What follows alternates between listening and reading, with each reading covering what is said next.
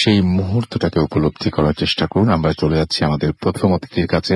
আপনার নামটা প্লিজ একটু বলবেন, কোথায় আপনার বাসা, তারপর আমরা ঘটনা শুরু করবো। Thank you, Russell bhai, for having me here. I'm a great fan of the show. Thank you so much. আমার নাম রাফিউর রহমান সূর্য। আমি থাকি নিউ ইস্কাটন এলাকায়। জি। তো আমার ঘটনাটা হচ্ছে রাসেল ভাই অলমোস্ট 1998 এর দিকে ঘটা একটা ঘটনাটা ঘটে আমার দাদার বাসায়, which is just next to my own house. তো আগে একটু আমার বাসাটার বিবরণ সবাই বুঝতে পারবে। রাইট। তো বাসাটা ছিল খুব পুরানো একটা বাসা, যেটা অলমোস্ট 1980 বা তার আশেপাশে কোনো একটা টাইমে বানানো হয়। একটা খুব পুরানো দোতলা বাসা, যার দোতলা যার সিঁড়িটা হচ্ছে ভিতর দিয়ে গিয়েছে বাসার একদম পিছনের সাইড দিয়ে। এই বাসার সিঁড়িটা বিশাল চড়া, 10-15 ফিট চড়া সিঁড়ি। তো বাসাটার চারোপাশ দিয়ে ছিল আপনার একটা খুব ন্যারো চিকন একটা পথ ছিল, যেটা আপনার কিনা গাছগাছালি দিয়ে ভরা ছিল। এন্ড স্পেশালি বাসার পিছন সাইডটা, যে জায়গায় বিশাল বিশাল অনেক গাছ ছিল, যেগুলো আমি যেদিন থেকে আমার বোধগম্য আমি ওই দিন থেকে ওগুলা দেখে আসতেছি আমার মনে, ছোটবেলা থেকে একদম। তো বাসাটার স্পেশালি যে ওয়েস্ট এবং নর্থ এই দুইটা যে সাইড, এই দুইটা সাইডে ঘনত্বটা বেশি ছিল গাছগাছালির। এন্ড যেটা হতো যে সন্ধ্যা হওয়ার আগে ওই জায়গাগুলো মোটামুটি অন্ধকার হয়ে যেত। এন্ড বাসার পিছন সাইডটা অনেক ভাঙা খামার বাড়ি, তারপর অব্যবহারকৃত টয়লেট এগুলো ছিল। ওদিকগুলা হচ্ছে কেউই সবসময় অ্যাভয়েড করে, নিশ্চয়ই অন্ধকার থাকতো। হ্যাঁ, ওখানে এরকমও হইতো যে রাস্তার লাইটও ওখানে খুব একটা পৌঁছেত না হয়তো, হ্যাঁ, চাঁদের আলোও পৌঁছেত না হয়তো। যেহেতু ইউজ হয় না, সো ওখানে লাইট লাগানো থাকতো না খুব একটা। তো এটা ঘটনাটা ঘটে হচ্ছে আপনার জাস্ট একদিন এশার নামাজের পরপর, যে আমার যে বাসাটা, আমি আমার রুম থেকে হচ্ছে আমার এই দাদার বাসার যে ড্রাইভওয়ে, যেখান থেকে বাসা থেকে মানুষ বের হয়ে গাড়িতে উঠবে বের হবে, ওই জায়গাটা খুব ক্লিয়ার দেখা যায়। এন্ড খুব ক্লিয়ারলি আমরা কমিউনিকেট করতে পারতাম, কথা বলতে পারতাম, সব শোনা যেত। তো আমি একদিন ওই জানলা দিয়ে শুনতে পাচ্ছি যে আমার দাদা আমার দুই কাজিন, দুইটা ফুফাতো বোনকে নিয়ে উনি বাইরে যাচ্ছেন আর কি। তো আমি উঠে দেখলাম ওনারা গাড়িতে উঠে বসে বের হয়ে চলে গেল। তো তার কিছুক্ষণ পরে হচ্ছে আমার খুব হলো যে আমি আমার দাদির সাথে যাই, একটু কথা টথা বলি, আড্ডা দিই। তো ওখানে যাওয়ার পরে হইলো যে আমি ওনাকে আমার যে ডাইনিং রুম ছিল ওই ডাইনিং রুমে পাইলাম, উনি তখন কাজ করাচ্ছে কিছু। তো ডাইনিং রুমটা হচ্ছে এরকম রাসেল ভাই, যে বাসার যে ওয়েস্ট সাইডে যে অন্ধকার যে পথটা, জাস্ট ওই অন্ধকার যেই পার্টটুকু ওরই একটা পার্টে ওই ডাইনিং রুমটা পড়ে। এন্ড ওই ডাইনিং রুমের যে জানলাটা দিয়ে হচ্ছে ওই পাথটা দেখা যায়। আচ্ছা, খুব ক্লিয়ার ভাবে ওই পাথটার উপর দিয়ে জানলাটা। তো আমি এটা সেটা দেখতে দেখতে হঠাৎ ওই জানালার দিকে আমার চোখ পড়ে যায়। তখন আমি দেখি যে আমার যে দুটো ফুফাতো বোন বাইরে গেছে, ওর মধ্যে ছোট জন যে সে ওই জায়গায় দাঁড়ায় আছে, একা দাঁড়ায় আছে। সে ওই একদম জানলাটা ধরে, জানলাটা তার চেহারা প্রেস করা। এন্ড সে এমনিতে খুব ফর্সা একটা মেয়ে, বাট তাকে তখন তার চেহারাটা একদম রক্তশূন্য মনে হচ্ছিল আর কি। হ্যাঁ, মনে হচ্ছিল সে খুব ভীত, কিছু একটা নিয়ে প্রচন্ড ভয় পেয়ে আছে সে। হ্যাঁ, তার গাল বেয়ে সমানে পানি পড়ছে, সে কান্না করতেছে। হ্যাঁ, খুবই বেশি ভীত সে। হ্যাঁ, চেহারা একদম বিকৃত হয়ে আছে, এরকম অবস্থা। এরকম ভাবে আপনি আগে কখনো তাকে দেখেন না? এরকম এতটা ভীত তাকে আমি কখনো দেখি নাই। সে এমনিতে একটু ভীত টাইপের মানুষ, বাট এতটা এরকম তাকে আমি কখনো দেখি নাই। তো আমার সাথে তার একটা আই কন্ট্যাক্ট হইলো, আমার চোখে তার চোখ পড়লো। এন্ড ঠিক তৎক্ষণাৎ সে যেটা করলো যে আরো যে অন্ধকার কোনাটা বাসার ওর পিছন দিকে সে দৌড় দিল, আমি দেখলাম। তো আমার মাথায় তখন জাস্ট একটাই কোয়েশ্চেন আসলো যে আমার এই কাজিনটা সে খুবই ভীতু স্বভাবের, একলা একটা রুমে তাকে রেখে গেলেও সে ভয়কে কান্না করে দিত, এরকম ভীতু টাইপের একটা মানুষ। সে এত রাতে এই অবস্থায় কেন একলা সে ওদিক যাবে? নিশ্চয়ই একটা কিছু হয়েছে। তো আমি ইনস্টিংক্টিভলি কোনো কিছু চিন্তা না করেই আমিও বাসা থেকে বের হয়ে জাস্ট ওই অন্ধকার রাস্তা ধরে দৌড় দেই পেছন। হ্যাঁ, কোথায় গেল সে। তো আমি সেই ডাইনিং রুমের জানলাগুলা ক্রস করি, মানে অলমোস্ট সেই ডার্কেস্ট যে কর্নারটা, ওটা কাছে আসার পরে আমার হঠাৎ মনে পড়ে জিনিসটা যে আমি তো তাকে বাইরে যেতে দেখছি, গাড়িতে উঠতে দেখেছেন গাড়িতে এবং উঠতে একসঙ্গে দেখছি, হ্যাঁ গাড়ি বের হয়ে গেছে আমি রাইট, দেখছি। আপনার চোখের সামনে ঘটেছে হ্যাঁ, সবটা। He is not suppose to be there, so what was that? হ্যাঁ, অ্যান্ড মানে ওই টাইমে ভাইয়া একটা 10 বছর 12 বছরের ছেলের যেটা কি হওয়ার অবস্থা কথা, হতে পারে যেটা যে আন্দাজ করতে আই পারছি। ওয়াজ মানে পেট্রিফাইড অ্যাকচুয়ালি। হুম। আমি চিন্তা করতে পারছিলাম না কিছু। আমি মানে পেছনে যে ফিরবো বা পেছনে আগাবো, পিছনে ফিরলে কি দেখবো? হ্যাঁ মানে এমনকি যে পিছে যে আমি স্টেপ নিব একটা, সেই কিছু আবার শক্তিটুকু নাই। কিসের সাথে বাড়ি খাই আমি, কে হুম, আমার হুম, পিছে হুম, হুম। দাঁড়ায় আছে। হ্যাঁ, তো আমি কিছুই করতে পারতেছি না। আমি একদম মানে বুঝতেছি যে আমি চিল্লাইতে চাচ্ছি, আমার গলা আমি ছিঁড়ে চিল্লাইতে চাচ্ছি, কিন্তু কোনো আওয়াজ আসতেছে না, কিচ্ছু না। আমি জাস্ট ওই জায়গায় একদম I was rooted over there. তো তখন আমি জাস্ট কিছুক্ষণ পর যেটা একটা জিনিস খেয়াল করলাম, সেটা যে ওই কর্নারটা থেকে একটা খুব ডিম, খুব আবছা রকমের একটা আলো আসতেছে। হ্যাঁ, মানে সাদা না, ঠিক একটু গ্রেইশ বা একটু সাদাটে বলা যায় হয়তো। হ্যাঁ, অ্যান্ড আলোটা মানে যে কোনো পার্টিকুলার শেপ আছে তার এমনও না, খুব অ্যাবস্ট্রাক্ট একটা আলো। হ্যাঁ, মানে জিনিসটা যেন কেউ যে লাইট নিয়ে আসছে বা আচ্ছা, কিছু এমনও এরকম না। কিছু না, হ্যাঁ, মানে কোনো মানুষ দ্বারা বা কোনো মানুষের তৈরি কোনো জিনিস জাস্ট না। ভাসমান একটা কিছু, হ্যাঁ, ফ্লোটিং কোনো একটা এক্স্যাক্টলি। এরকম টাইপের। তো আমি মানে দেখে মনে হচ্ছে যে আলোটা, সে যে লাইটটা ও আলো ছড়াইতেও দিচ্ছে না, আবার মানে কিরকম, একটা জায়গায় আটকে আছে আর কি। হ্যাঁ আমি জিনিসটাকে মানে কোনোভাবে প্রকাশ করা আমার পক্ষে ওই টাইমে আমি পারি নাই আর কি। তো আমি যত আমি ওটার দিকে তাকাচ্ছি, আমার খালি মনে হচ্ছে যেন যে ও চাচ্ছে আমি তার আরো কাছে যাই, ওই টানছে আলোটা। আপনাকে আস্তে হ্যাঁ, আস্তে। এটাকে আমরা আলো একটা বল ধরতে পারি, একটা বলের মতো একটা অ্যাবস্ট্রাক্ট শেপ। সেই। হুম। তো জিনিসটা আমাকে এরকম মনে হচ্ছে খালি যে সে চাচ্ছে আমি যে ওই যে সে একদম পুরো কর্নার, হুম, যে হুম। ডার্কেস্ট যে কর্নার একদম পিছনের দিকে বাড়িটার, হ্যাঁ একদম মানে যেই মানে কি বলবো এটা অপত্যাক্ত ইউজ করা হয় না, ওদিকে সে আমাকে নিয়ে যেতে চাচ্ছে। So, এরকম মনে হচ্ছে খালি, এন্ড আমি বুঝতেছি যে খুব বিপদে আমি হয়তো পড়তে যাচ্ছি। এন্ড এরকম টাইমে মানুষজনে ওই বাচ্চা ছেলেদের যে মনে হয় খেয়ে ফেলবে নিয়ে, হুম, হুম, হুম, হুম। মানে এক্সাক্ট ওই একটা ফিয়ার আমাকে যে কেন টানছে আমাকে, ওর দিক কেন টানছে? নিয়ে যেতে চাচ্ছে আমার দিকে। এন্ড হুম। মানে আমি ওর বেশি, আর আমি ওখানে অ্যাকচুয়ালি ওই জিনিসটাকে আর নিতে পারি নাই। And I just somehow I gathered enough strength and I just ran away from there. আমি জাস্ট তাছাড়া কোনো উপায় নাই, শেষ মুহূর্তে যে দৌড়টা। এক্স্যাক্টলি যেটা ঘটে। হুম, হুম, হুম। এন্ড আমি আজ পর্যন্ত জানি না আমি কিভাবে বাসায় ফেরত আসছি আমি। হ্যাঁ, বাট কেন জ্ঞান হারায়নি, কেন হ্যাঁ আমি মানে কি হয়েছে তারপর আর কোনো কিছু হ্যাঁ আমি ওইভাবে জাস্ট মনে পড়ে না। নেক্সট আমার আছে যে আমি আমার রুমে, এন্ড আই ওয়াজ শিভারিং, খুব ভয় পাচ্ছি, খুব কাঁপাকাঁপি কাঁপছিলেন। হচ্ছে শরীর। বেশ কিছুক্ষণ পর, আরো কিছু সময় যাওয়ার পর যখন একটু শান্ত হয়ে আসছি আমি, তখন হঠাৎ খেয়াল করলাম যে যেই কাজিনটাকে আমি দেখছি ওই কাজিনটাই আবার চিল্লাচ্ছে ওই ভাষায়, যে বুয়া বুয়া করে বুয়াকে ডাকতেছে ওই হুম, ভাষায়। হুম। এন্ড আমি ইমিডিয়েটলি উঠে আবার আমার সে জানালায় উঠে যাই দেখার জন্য যে ড্রাইভওয়েতে কি গাড়িটা ফেরত আসছে কিনা, যে আমার দাদার সাথে বের হয়েছে, ফেরত আসলে গাড়িটা ওই জায়গায় থাকবে। But there was nothing, and I could still actually hear her calling, যে বুয়া বুয়া বুয়া বুয়া করে। করে সে হুম। চিল্লাই যাচ্ছে তখনও। এন্ড আমি তার পরের দিন আই ওয়েন্ট ব্যাক ওই বাসায়, গিয়ে আমার কাজিনকে তখন জিজ্ঞেস করি যে অ্যাকচুয়ালি তোমরা কখন ফিরছো রাতের বেলা, যে এই টাইমের অ্যারাউন্ডে ফিরছো কিনা। তো তখন হচ্ছে না, আমরা আরো অনেক লেট করে ফিরছি। So, এটা তো কোনো মানে পসিবিলিটি ছিল না যে সে ওখানে থাকবে এবং এরকম কিছু। থ্যাংক ইউ ভেরি মাচ আপনার স্টোরি, ফার্স্ট স্টোরি শেয়ার করার জন্য। আপনার কাছে আবার আসবো।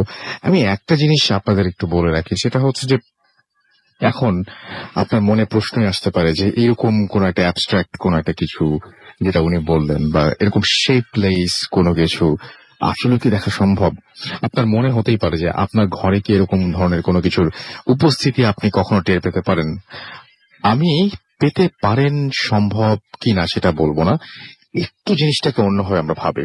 আচ্ছা, আমাদের এই পৃথিবীতে আমরা যা কিছু দেখতে পাচ্ছি সবকিছু আমরা 3 ডাইমেনশনে দেখতে আছি, তাই না? এবং 3 ডাইমেনশনে আমরা দেখতে পাচ্ছি যে প্রত্যেকটা জিনিস, আমি আপনি আপনি আপনি আরেকজন মানুষকে দেখছেন, সবাইকে দেখছেন।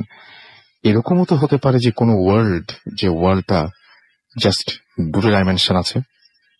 ধরুন যে সেই ওয়ার্ল্ডে যে প্রাণীগুলো আছে তাদের দৈর্ঘ্য আছে উচ্চতা হয়তো আছে, প্রস্থ নাই, হতে তো পারে। আবার এমনও হতে পারে যে কোনো ওয়ান ডাইমেনশন কোন একটা ওয়ার্ল্ড আছে, হতে পারে তো। বা এমনও কোনো ওয়ার্ল্ড আছে যেটা কোনো ডাইমেনশনই নেই, হতে পারে তো।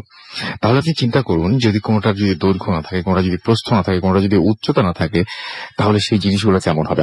আপনি একজন মানুষ, আপনার শুধুমাত্র প্রস্থ আছে, উচ্চতাও নাই, দৈর্ঘ্যও নাই, কেমন লাগবে?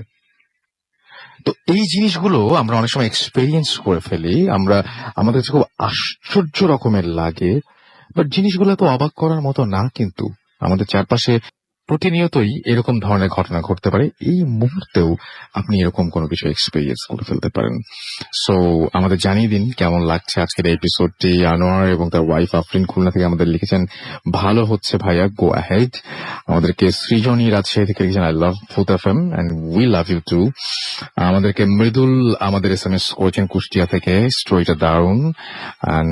ফুর্তি এমডি ইউসুফ হবে আমাদের SMS করেছেন। আমাদেরকে SMS করেছেন মিশন পারভেজ, এবং আমাদেরকে SMS করেছেন সেজান, তার কাছে ভয় লাগছে সেটা তিনি জানিয়েছেন। আমাদেরকে এছাড়া দেখতে পাচ্ছি ইদিতা SMS করেছেন ময়মন সিং থেকে, সুপ্তি SMS করেছেন আমাদেরকে, SMS করেছেন আমাদেরকে সাগর, SMS করেছেন সাজিদ সহ আরো অনেকে। আপনিও যদি SMS করতে চান তাহলে চলে যেতে পারেন। আপনার যে অ্যাড্রেসটা আছে সেই অ্যাড্রেসটা হচ্ছে bhutfm@fuርቲ.fm। এটা তো আপনি ইমেল করবেন আর টেক্সট করবেন আমাদেরকে মোবাইলের মেসেজ অপশনে গিয়ে, সেটা হচ্ছে ফুর্তি লিখে স্পেস দিয়ে আপনার নাম লিখে স্পেস দিয়ে আপনার মেসেজ লিখে পাঠিয়ে দিবেন 9840 নাম্বারে। আমরা সেকেন্ড যে ঘটনাটা সেটাতে যাব, এবং সেই ঘটনাতে আমাদের সঙ্গে এখানে উপস্থিত আছেন, আমার মনে হয় যে আপনার অনেক স্টুডেন্ট এখন শুনছেন, রাইট? সো আপনি আপনার পরিচয়টা একটু প্লিজ দিয়ে দেন। আমার নাম রিয়াজ, আমি শিক্ষকতা করি। আম, আর আমার বাসা হচ্ছে মিরপুর। মিরপুর, আচ্ছা, ওকে। সো আপনি ইউনিভার্সিটির নাম কি বলতে চান? থাক। আচ্ছা, বাট আপনার নাম শুনে আর যারা আপনার ইউনিভার্সিটি তারা সবাই নিশ্চয়ই জেনে গেছেন অলরেডি যে ইউ আর হিয়ার।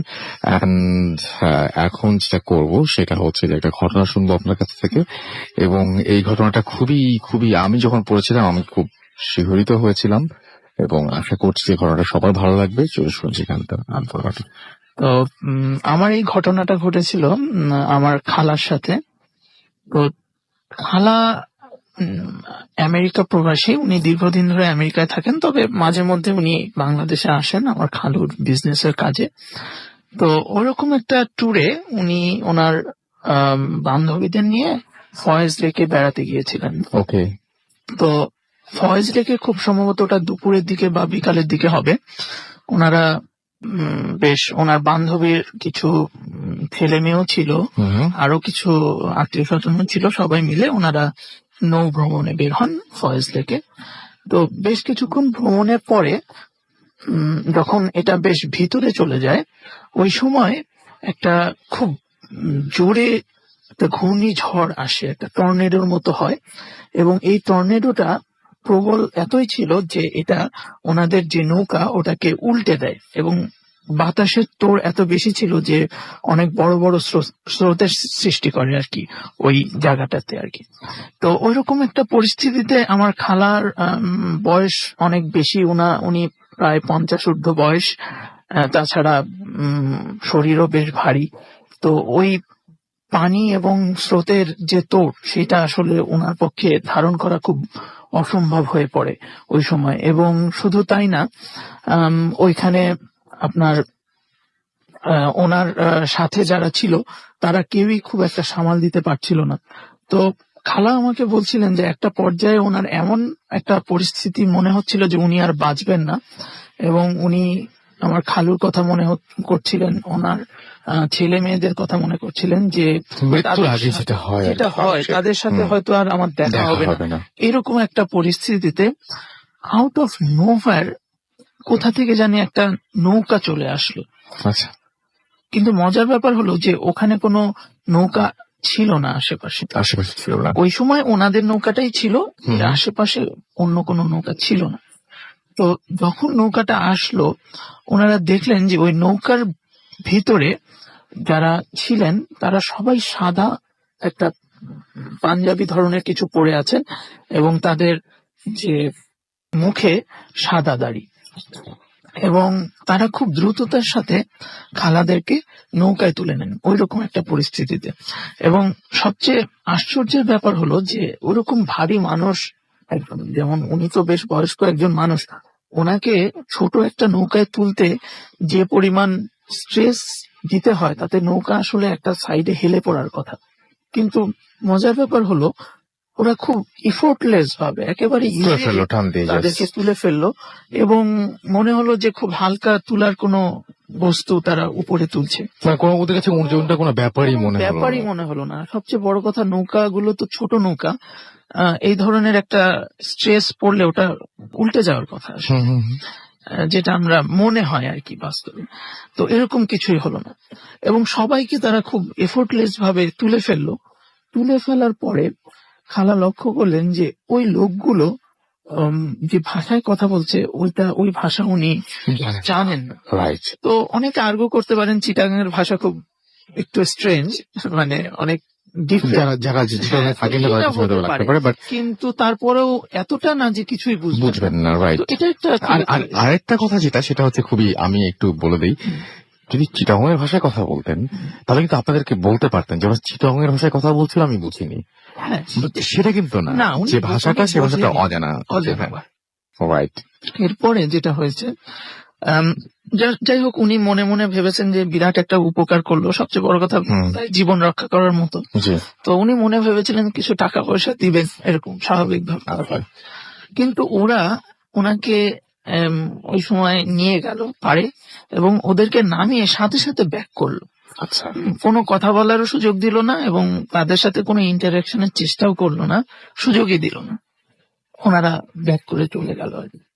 তো এটাই হচ্ছে ঘটনা আসলে। তো এটা আমাদের ফ্যামিলিতে বেশ একটু একটা আলোড়ন সৃষ্টিকারী ঘটনা, এই কারণে যে ওটা তো খালার মৃত্যুর মুখ থেকে বেঁচে আসছেন, তো সেই ব্যাপারে আমরা খুবই কনসার্ন ছিলাম। একদম।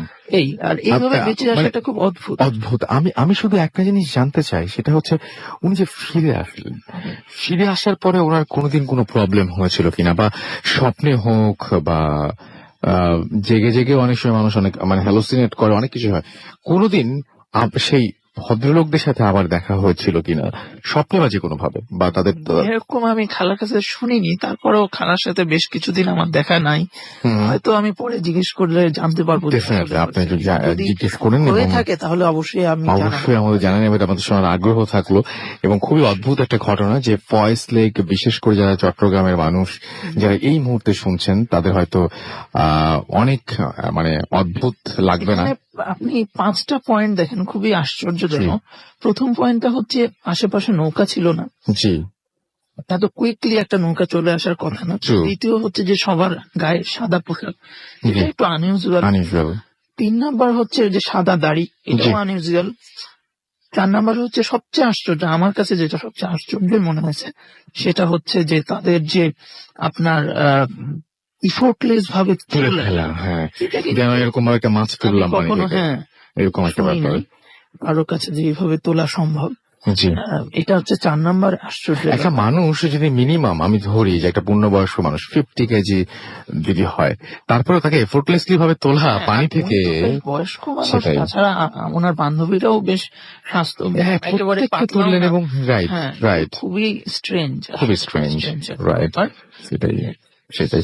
Thank you very much. আমরা আপনার কাছে আবারও ফিরে আসবো। আমরা এখন একটা ছোট্ট বিরতিতে যাব, এবং বিরতির পরে আমরা আবারও ফিরে আসবো। ইন দ্য মিন টাইম আমাদের SMS করতে পারেন, আমাদের ফেসবুক পেজ ভিজিট করতে পারেন www.facebook.com/radio.futti and www.facebook.com/bhutfm.russell, এবং দেখুন আজকে যারা ঘটনা বলছেন সেই সমস্ত গেস্টদের, এবং আপনি জানান যে আপনার কেমন লাগছে। ফিরে আসছে আবারও। স্টে টিউনড রেডিও ফুর্তি, and don't stop the ফুর্তি। Bhoot FM. The night comes alive with Grameenphone.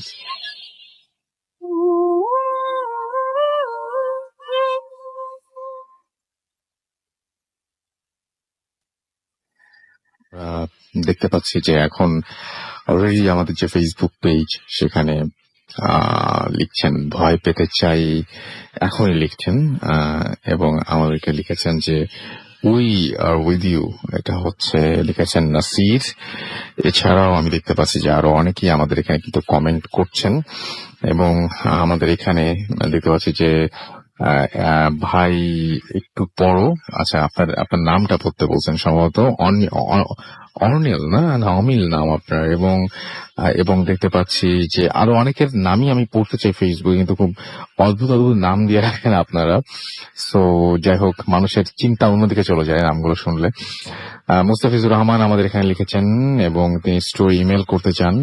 আপনার ইমেল, আচ্ছা হ্যান্ড রাইট, আচ্ছা আচ্ছা আচ্ছা ওকে, আপনি হাতে লিখে দিতে চাচ্ছেন তাই না? তো আমার মনে হয় যে আপনি হাতে না লিখে প্লিজ একটা ওয়ার্ড ফাইলে লিখে সেটা অ্যাটাচ করে পাঠিয়ে দিন, বা আপনি কম্পোজ করুন একদম মেইলে, আপনাকে যে জায়গাটা দিবে কম্পোজ করার জন্য সেখানেও আপনি কম্পোজ করে পাঠিয়ে দিতে পারেন। আচ্ছা, অনেকেই প্রথম ঘটনার প্রশংসা করছেন, অনেক বেশি প্রশংসা করছেন। আমরা আস্তে আস্তে আরো সব ঘটনা যাব, এবং আমাদেরকে দেখতে পাচ্ছি যে সাউথ আফ্রিকা থেকে আমাদের সঙ্গে রয়েছেন জাহাঙ্গীর হোসেন, এবং তিনি আমাদেরকে লিখেছেন যে তার প্রথম ঘটনাটা তার কাছে অনেক ভালো লেগেছে, সেকেন্ড স্টোরিটা অসাম লিখেছেন আরিফুর রহমান। এছাড়াও দেখতে পাচ্ছি যে আরো অনেকে লিখেছেন ভালো লাগছে, এই গরমে রক্ত হিম করা ঘটনা শুনতে চান হচ্ছে আমাদের কৌশিক রায়, যাতে শরীরটা ঠান্ডা হয়ে যায়। ওকে, সো আমরা একটা লাশ নিয়ে একটা ঘটনা শুনি এখন। আবারও চলে যাচ্ছি আমাদের প্রথম অতিথির কাছে, এবং তিনি আমাদেরকে লাশ নিয়ে একটা ঘটনা শোনাবেন। তার আগে জানিয়ে দিয়ে আমার সঙ্গে রয়েছে মাসুম, আমি রাসেল আছি আপনাদের সাথে, এবং চলছে ভূত FM the night comes alive with গ্রামীণ ফোন, আপনারা জানেন, এবং আশা করছি পুরোটা সময় আমাদের সঙ্গে থাকবেন। চলে যাচ্ছি আমাদের প্রথম অতিথির কাছে। থ্যাংক ইউ রাসেল ভাই। This is Rafi again. So এই ঘটনাটা ঘটে, আমি এক্সাক্ট সময়টা জানি না রাসেল ভাই। তো এটা ঘটে হচ্ছে আমার বাবার সাথে অ্যাকচুয়ালি, যখন উনি ওনার আরো কিছু রিলেটিভ ওনার মামার লাশ নিয়ে ঢাকা থেকে নোয়াখালীর দিকে যাচ্ছিল। আচ্ছা, তো ঘটনাটা ঘটে হয়তো আপনার কুমিল্লা ক্রস করার কিছু পরের দিকে, হয়তো যে একটা মাইক্রোবাস থাকে যেখানে লাশটা থাকে and শুধু ড্রাইভার, আর পিছে পিছে থাকে আমার বাবার গাড়ি আর সাথে আর ওনার কিছু আত্মীয়। তো যেটা হয় যে একটা সময় গিয়ে ওই লাশের গাড়িটা বন্ধ হয়ে যায়, নষ্ট হয়ে যায়।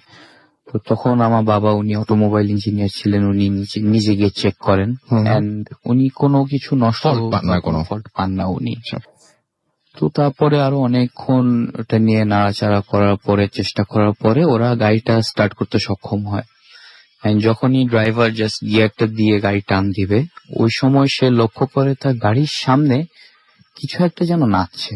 তার সামনে একটা অলমোস্ট হিউম্যান টাইপ একটা ফিগার, খুবই মানে এক্স্যাক্টলি সর্ট অফ ট্রান্সলুসেন্ট, পুরোপুরি ট্রান্সপ্যারেন্টও না আবার ওপেকও না, এরকম একটা ফিগার ওর সামনে নাচছে, যেন ওকে যেতে দিতে চাচ্ছে না এই রাস্তাটা দিয়ে, এরকম ভাবে আর কি। তো সে প্রথমে একটু ভয় পেয়ে গেলেও পরে সে হচ্ছে জাস্ট একটু সাহস জোগাড় করে ও তার গাড়িটা ওর ভিতর দিয়ে চালিয়ে দেয়। চালিয়ে দেওয়ার পরে ও পার হয়ে যায়, এন্ড ফাইনালি আমার বাবা এবং বাকি যারা আত্মীয় স্বজনরা থাকেন পিছের গাড়িতে, ওনারাও একই জিনিসটা দেখতে পান, যে সামনে ওদের একটা কিছু নাচছে। এটা দেখে আমার বাবা ওই ড্রাইভারকে দেখে একটু সাহস পান যে ভিতর দিয়ে চলে গিয়েছে, ওনারাও চলে যাক, এন্ড হি ডিড দ্যাট। উনিও ভিতর দিয়ে ড্রাইভ করে চলে যায়। কিছু দূর যাওয়ার পরে আবার দেখা যায় যে ওই লাশের গাড়িটাতে আবার সমস্যা দেয়া শুরু করে, যে ওই গাড়িটাকে ড্রাইভার কন্ট্রোল করতে পারতেছে না। মাঝে মাঝে অহেতুক পিক আপ উঠে যাচ্ছে, গাড়িটা টান দিচ্ছে, অহেতুক ব্রেক হচ্ছে, এন্ড স্টিয়ারিং দিয়ে গাড়ির ডিরেকশন কন্ট্রোল করা যাচ্ছে না কোনোভাবে, and he had to stop again, আবার থেমে আবার গাড়ি চেক করে, কিন্তু কোনো সমস্যা খুঁজে পাওয়া যায় না। তখন আবার অনেকক্ষণ গুতাগাতি করার পর গাড়িটা স্টার্ট নেয়, নিয়ে আবার ওরা রওনা দেয়।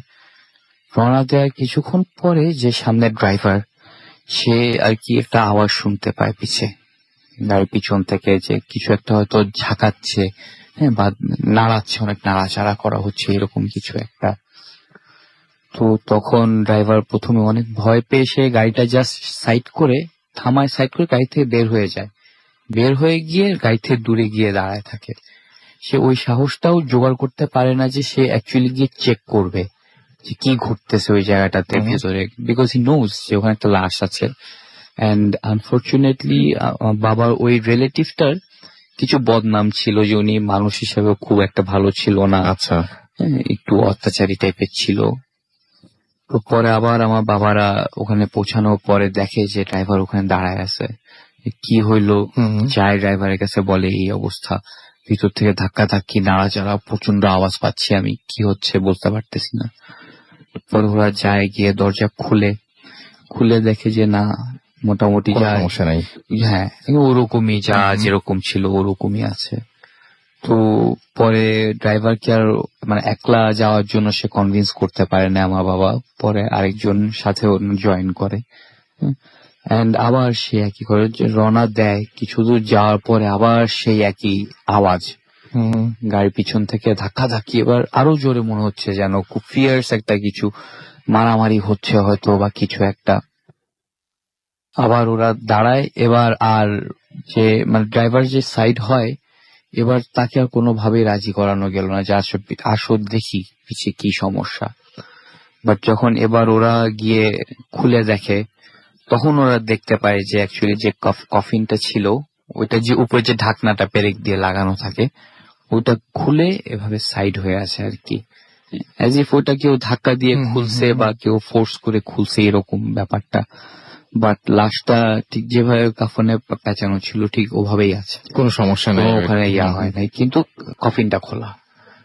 এবং কফিনটা তো কেউ খোলেনি। না, ওখানে পিছনে কেউ ছিলও না। রাইট।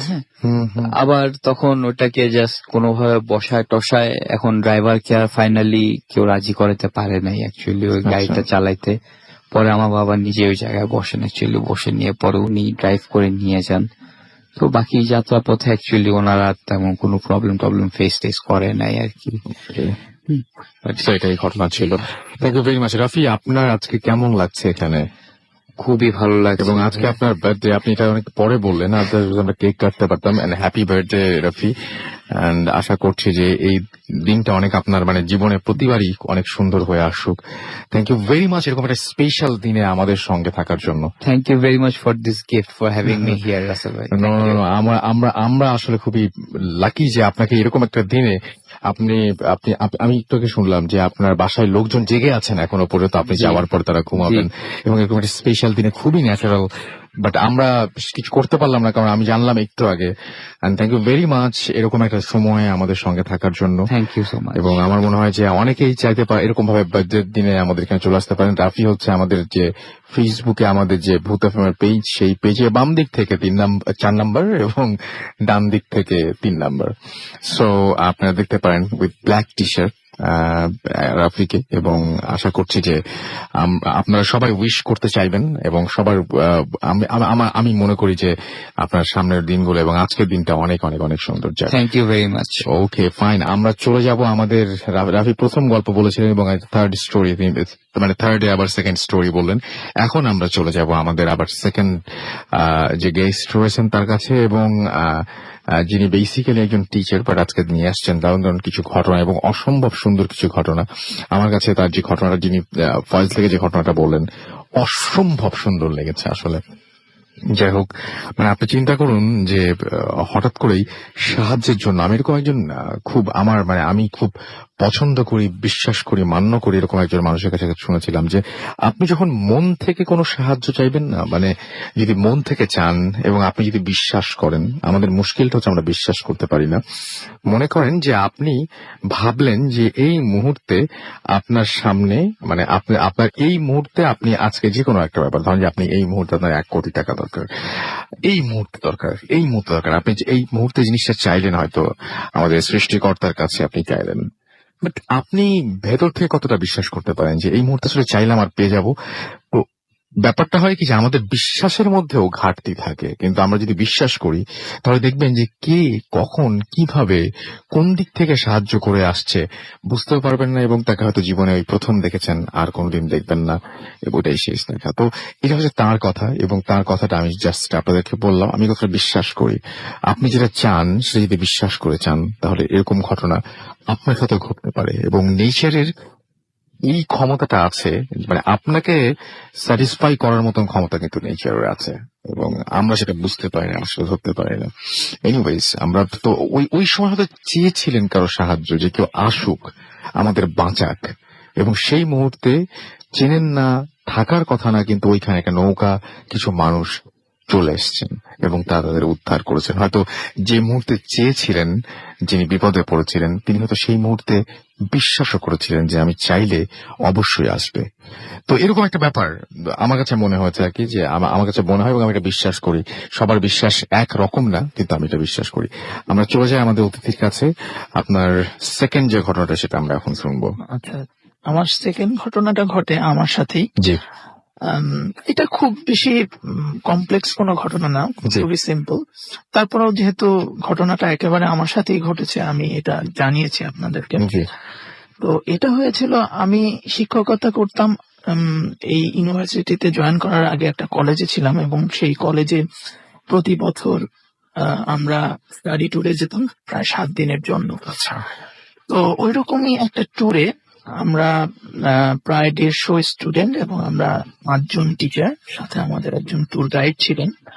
এই কয়েকজন মিলে আমরা যাই হলো কক্সেস বাজারে। আমরা আরো অনেক জায়গায় যাই, তবে ঘটনাটা ঘটেছিল ওই কক্সেস বাজারে। ওকে তো আমরা গিয়ে আসলে ওই সময় উঠেছিলাম হোটেল লাবণী বলে একটা সরকারি পর্যটনের একটা হোটেল আছে, এখানে উঠেছিলাম। তো আমরা ঘটনা কোন জায়গায় ঘটেছিল সেগুলো কিন্তু নাম বলবো না। ও আচ্ছা হ্যাঁ, আচ্ছা, ঠিক আছে। হ্যাঁ, আপনারা উঠেছিলেন, ঠিক আছে, ফাইন, কিন্তু যেখানে ঘটনা ঘটেছে সেটা নাম বলবো না, যে জায়গাগুলো ঘটেছে। আচ্ছা, তাহলে কক্সবাজারের কোনো কোনো জায়গায় আমরা এইভাবে শুনবো। জি তো ওইখানে আমরা রাতের খাওয়ার পরে স্টুডেন্টকে বলি যে তোমরা চলে যাও, রুমে শুয়ে পড়ো, এবং আমরা কয়েকজন টিচার বাইরে গল্প করছিলাম। তো ওই সময় আমাদের ট্যুরের যে গাইড, উনি বললেন যে স্যার, এরকম এখানে একটা কফি খাওয়ার জায়গা আছে, খুবই সুন্দর, তো আপনারা এখানে যাবেন কিনা। তো আমরা ভাবলাম যে এত সুন্দর নাইট আমরা এনজয় করি, বেরিয়ে যাই। তো আমরা গেলাম সেই কফি শপে। তো ওই কফি শপ গুলো বাঁশের তৈরি ছিল এবং নিচে পানি চলে আসতো। তো আমরা সবাই কফি টফি খেয়ে খুব আনন্দেই কাটালাম। এরপরে আমরা প্রায় তখন বাজে রাত 12টা, আমরা ব্যাক করব এরকম একটা সময়। আমরা সেখান থেকে নেমে আমরা গেলাম হচ্ছে আমরা রিক্সা নিতে চাইলাম আর কি। তো আমাদের সাথে ওই গাইডটা বললো যে আপনারা রিক্সা না নিয়ে কাজ করলে পারেন, আমরা ব্রিজ ধরে হেঁটে আমরা যে হোটেলে উঠেছি সেই জায়গায় চলে যেতে। তো আমরা যথারীতি আবার বিচের দিকে নামতে থাকলাম। তো যখনই আমরা বিচের দিকে নামবো, ওই সময় আমার মনে হলো আর কি যে পানিতে, মানে ওই সমুদ্রের যে ফেনাগুলো যেখানে আসে পানি, ওইখানে 2টা লোক পানি তুলছে, এবং 2টা লোকেরই পরনে খুব হোয়াইট, গ্লেজিং হোয়াইট কিছু পর। তো এটা আমার কাছে একটু অদ্ভুতই লাগলো, কারণ অত রাতে কেন ওরকম সাদা পোশাক পরে 2জন লোক পানি তুলবে। তো আমি যখন আরো কাছে চলে গেলাম, আমার সাথে আমার অন্যান্য কলিগরাও ছিলেন, তখন তারা ওই হোটেলের দিকে আবার মুভ করতে থাকলেন আর কি। তো মুভ করার সময় ওনারা আমাকে আসলে কিছু বলছিলেন না। তো আমিও একটু কনফিউজ ছিলাম, এটা কি আমি ভুল দেখছি না কি। তো আসলে হয় কি, সবাই তো কলিগ এবং একটা ম্যাচিউর, তো কেউ এই ধরনের বিষয়গুলো খুব একটা এক্সপোজ করতে চায় না। এটা Right. একটা সাইকোলজিক্যাল ব্যাপার আছে যে সবাই হাসাহাসি করবে, অথবা আমি জানি না, আমিও বলছিলাম না, আমিও চুপচাপ খালি দেখে যাচ্ছিলাম আর কি। তো আমি যখন ওই অবজেক্ট গুলো যেটাই হোক ওটা মুভ করছে, আমরা ওর পিছন পিছন মুভ করি। তো সবচেয়ে আশ্চর্যের ব্যাপার হলো যে ওই অবজেক্ট গুলো মানুষের চেয়ে অনেক লম্বা, প্রায় 8 ফিটের মতো, 7-8 আচ্ছা। ফিটের মতো হবে, এবং এগুলো মুভ করছিল খুব স্টেডি ভাবে। অর্থাৎ এটার মুভমেন্ট ঠিক মানুষের মতো ছিল না, এবং এটা অনেকটা ভাসমান মনে হচ্ছিল আর কি। তো দূরত্ব খুব বেশি ছিল না আমাদের থেকে, আপনাদের থেকে। আচ্ছা বিশেষ করে আমার থেকে, কারণ আমি একটু আউট অফ কিউরিয়াসিটি আমি আরো কাছে চলে গিয়েছিলাম আচ্ছা আমার দলের থেকে। তো আমার খালি মনে হচ্ছিল কি একটু দেখি, এরকম একটা ব্যাপার। হয়তো আল্লাহ চাননি যে ওদের সামনে আমি যাই বা কিছু একটা। তো হঠাৎ করে আমার আরেক কলিগ, সিনিয়র কলিগ, উনি আমাকে ডাকলেন যে রিয়াজ, তুমি আর সামনে এগিয়েও না, কারণ আমাদের জন্য আমাদের এক রিলেটিভস ওয়েট করছেন, আমরা যেখানে কফি খেয়েছি ওই জায়গায়। তোমাকে আবার ব্যাক করতে হবে। তো আসলে ওরা সবাই ব্যাক যখন করা শুরু করলো, আমারও আর সাহস হলো না ওটাকে চেঞ্জ পেছন পেছন করার। যাওয়ার বা চেস করার মতন। তো আমি এই পর্যন্তই। তো আমি আবার মনে করছিলাম যে এটা আমার হ্যালুসিনেশন কিনা, কারণ অনেক সময় মানুষ ভুল দেখে বা শীতের রাত ভুল দেখতেই পারে। কিন্তু মজার ব্যাপার হলো, যখন আমরা ব্যাক করছি তখন আমার আরেক কলিগ বলছে, স্যার আপনি কি কিছু দেখেছেন? তো আমি বললাম যে হ্যাঁ আমি তো দেখলাম, আপনি কি দেখেছেন? তো উনি আসলে এতটাই ভয় পেয়েছেন, উনি একজন ফিমেল কলিগ আচ্ছা। ম্যাডাম। তো উনি এতটাই ভয় পেয়েছেন যে উনি যথেষ্ট মানে ওনার মুখ টুক সাদা হয়ে গেছে, এরকম একটা ব্যাপার। জি। এবং আমি পরে শুনেছি উনি রাতে ঘুমাতেই পারেনি, সারা রাত জেগেছিলেন ওই আচ্ছা। ঘটনার পরে। এই আর কি, এরকম একটা ঘটনা। এবং এর আপনি কক্সবাজারে দেখেছেন। জি, যাই হোক, একজন আমাদের ঢাকার গল্প বলছেন, আরেকজন বলছেন কক্সবাজারের। তো হারুন লিখেছেন যে happy birthday to you my friend. আমাদেরকে ছাড়াও দেখতে পাচ্ছি আপনাকে জানিয়েছেন। আরাফা আমাদের SMS করেছেন এবং তিনি বলছেন যে ভীষণ ভয়ঙ্কর, খুব ভয় লাগছে। মিরপুর থেকে তিনি লিখেছেন। সিয়াম লিখেছেন যে থার্ড স্টোরিটা অনেক ভয়ের ছিল। আমাদেরকে দেখতে পাচ্ছি। অনিক মল্লিক লিখেছেন সেকেন্ড স্টোরিটা ভালো ছিল। ময়মনসিংহ থেকে লিখেছেন। তিহান আমাদের চট্টগ্রাম থেকে লিখেছেন আজকের first, second and third story অনেক মানে ভয়ের ছিল এবং নেক্সট স্টোরি গুলো এরকম হবে সেটা তিনি আশা করছেন। এমডি আল মামুন দিনাজপুর থেকে আমাদের SMS করেছেন এবং তিনি বলছেন তার কাছে ভয় লাগছে। তুষার চট্টগ্রাম থেকে আমাদের SMS করেছেন এবং তিনি বলছেন যে নৌকার ঘটনাটা সেই রকম হয়েছে আমাদেরকে। এছাড়াও আদিল খান লিখেছেন চট্টগ্রাম থেকে। এছাড়াও ময়মনসিংহ থেকে শাহনাজ আমাদের SMS করেছেন ফাহিম টঙ্গী থেকে। এছাড়াও আমাদেরকে দেখতে পাচ্ছি মৃদুল রহমান কুষ্টিয়া থেকে SMS করেছেন। জুয়েল ম্যাক্স সিলেট থেকে আমাদের SMS করেছেন এবং তিনি বলেন তার SMS কেন পড়া হয় নাই, তো পড়া হচ্ছে। সুতরাং আপনার অভিযোগ ঠিক নয়, যদি সামনে পড়ে যায় ডেফিনেটলি পড়বো। তাবা মণিপুর থেকে আমাদের SMS করেছেন এবং তিনি বলছেন আমি ওর সবচাইতে পুরান listener and thank you very much for being with us এবং আশা করছি যে পুরোটা সময় আমাদের সঙ্গে থাকবেন, রেগুলার থাকবেন, কোন সময় মানে কি বলবো হারিয়ে যাবেন না। শাহরিয়ার আল শামীম বগুড়া থেকে আমাদের SMS করেছেন এবং তিনি বলছেন যে অনেক SMS করি পড়া হয় না, কারণ আপনার SMS আমি দেখতে পাচ্ছি দুইটা SMS করেছেন। প্রথমটা সামহাও আমি হয়তো মিস করছি, বাট সেকেন্ডটা আমি পড়ে ফেললাম, আজকের কথা বলছি। এছাড়াও রাজীব আমাদের SMS করেছেন সেজান SMS করেছেন, আমাদেরকে দেখতে পাচ্ছি আকাশ। এছাড়াও জিওন আমাদের SMS করেছেন অনন্যা রাজশাহী থেকে, লিখেন অনেক সুন্দর স্টোরি। এছাড়াও আমাদেরকে SMS করেছেন দেখতে পাচ্ছি আরো অনেকেই। আমাদেরকে আরিফ এবং তার ওয়াইফ রুম্পা হবিগঞ্জ থেকে SMS করেছেন যে সিলেট কি ভুলে গেলেন ভাই, আসবেন না? সিলেটে ডেফিনেটলি আসবো, আমাদের আসার ইচ্ছা আছে এবং অনেক প্ল্যান করছি আমরা সিলেটের জন্য। সো একটু দেরি হচ্ছে, বাট আমরা ডেফিনেটলি আসবো, অবশ্যই আসবো। আমাদের তো আসতে হবেই। আমরা চলে যাব আবারও কিছু কমেন্ট করেছেন আপনারা যারা ফেসবুকে, সেই কমেন্ট গুলোতে, এবং দেখতে পাচ্ছি যে আমাদেরকে এখানে লিখেছেন ঢাকা আজিমপুর থেকে শুনছি ইন্টারনেটের মাধ্যমে এবং আমাদেরকে দেখতে পাচ্ছি তার একটু সমস্যা হচ্ছে ইন্টারনেটে শুনতে, সেটা তিনি জানিয়েছেন। এখন আমাদেরকে এছাড়াও দেখতে পাচ্ছি যে অনেক ভয় পাচ্ছেন। নুসরাত জাহান লিখেছেন আমাদেরকে রাসেল ভাই আমি একা শুনছি, ভয় লাগছে, লিখেছেন রুবেল হাসান ফেসবুকে লিখেছেন। ফারহান ইব্রাহিম ফয়সাল আমাদের লিখেছেন যে লিখেছেন। এছাড়াও তাসকিন আহমেদ আমাদের এখানে লিখেছেন এবং আমাদের এখানে দেখতে পাচ্ছি আরো অনেকেই লিখছেন এবং তাসকিন আহমেদ লিখেছেন অনেকদিন পর শুনছি, খুবই ভয় লাগছে। এছাড়াও দেখতে পাচ্ছি আমাদের এখানে লিখেছেন গ্লিচারিং পার্ল, ওকে। এছাড়া আমাদের এখানে আছেন তাহসিন ফেরদৌস সহ আরো অনেকেই। সো আপনি যদি থাকতে চান আমাদের SMS করুন। আমাদের SMS করতে হলে মোবাইলের মেসেজ অপশনে গিয়ে টাইপ করতে হবে ফুর্তি, FORT, ফুর্তি স্পেস দিয়ে লিখতে হবে আপনার নাম, স্পেস দিয়ে আপনার মেসেজ পাঠিয়ে দিতে হবে 9840 নাম্বারে। যদি আমাদের ইমেল করতে চান, আমাদের ইমেল অ্যাড্রেস হচ্ছে bhutfm@furti.fm, which is BHOOTFM@radio FORT.fm। আপনার নাম, ঠিকানা এবং ফোন নাম্বার সহ আপনার জীবনে ঘটে যাওয়া বা আপনার সেরা ঘটনা লিখে পাঠিয়ে দিন আমাদের কাছে। ঘটনা শুরুতে অবশ্যই উল্লেখ করুন ঘটনাটি আপনি স্টুডিওতে এসে শেয়ার করতে চান নাকি আপনি চান আপনার ঘটনা আমরা পড়ে শোনাই। আর যারা দেশের বাইরে রয়েছেন তারা অডিও ক্লিপ পাঠিয়ে দিতে পারেন আমাদেরকে। আমাদের ফেসবুকে আপনারা যদি কানেক্টেড থাকতে চান চলে যান www.facebook.com/radio.ফুর্তি and www.facebook.com/bhutfm.ransal। আমরা চলে যাচ্ছি একটা ছোট্ট বিরতিতে। বিরতির পরে আবারও ফিরে আসবো। সেই পর্যন্ত আমাদের সঙ্গেই থাকুন। Stay tuned to Radio Furti and don't stop the Furti.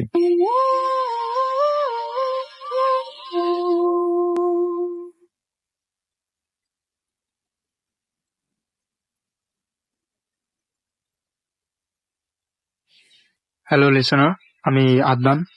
আমি বরিশালেই থাকি। আমি এখন যে ঘটনাটা শেয়ার করব সেটা স্বপ্নের মধ্যে ঘটেছে।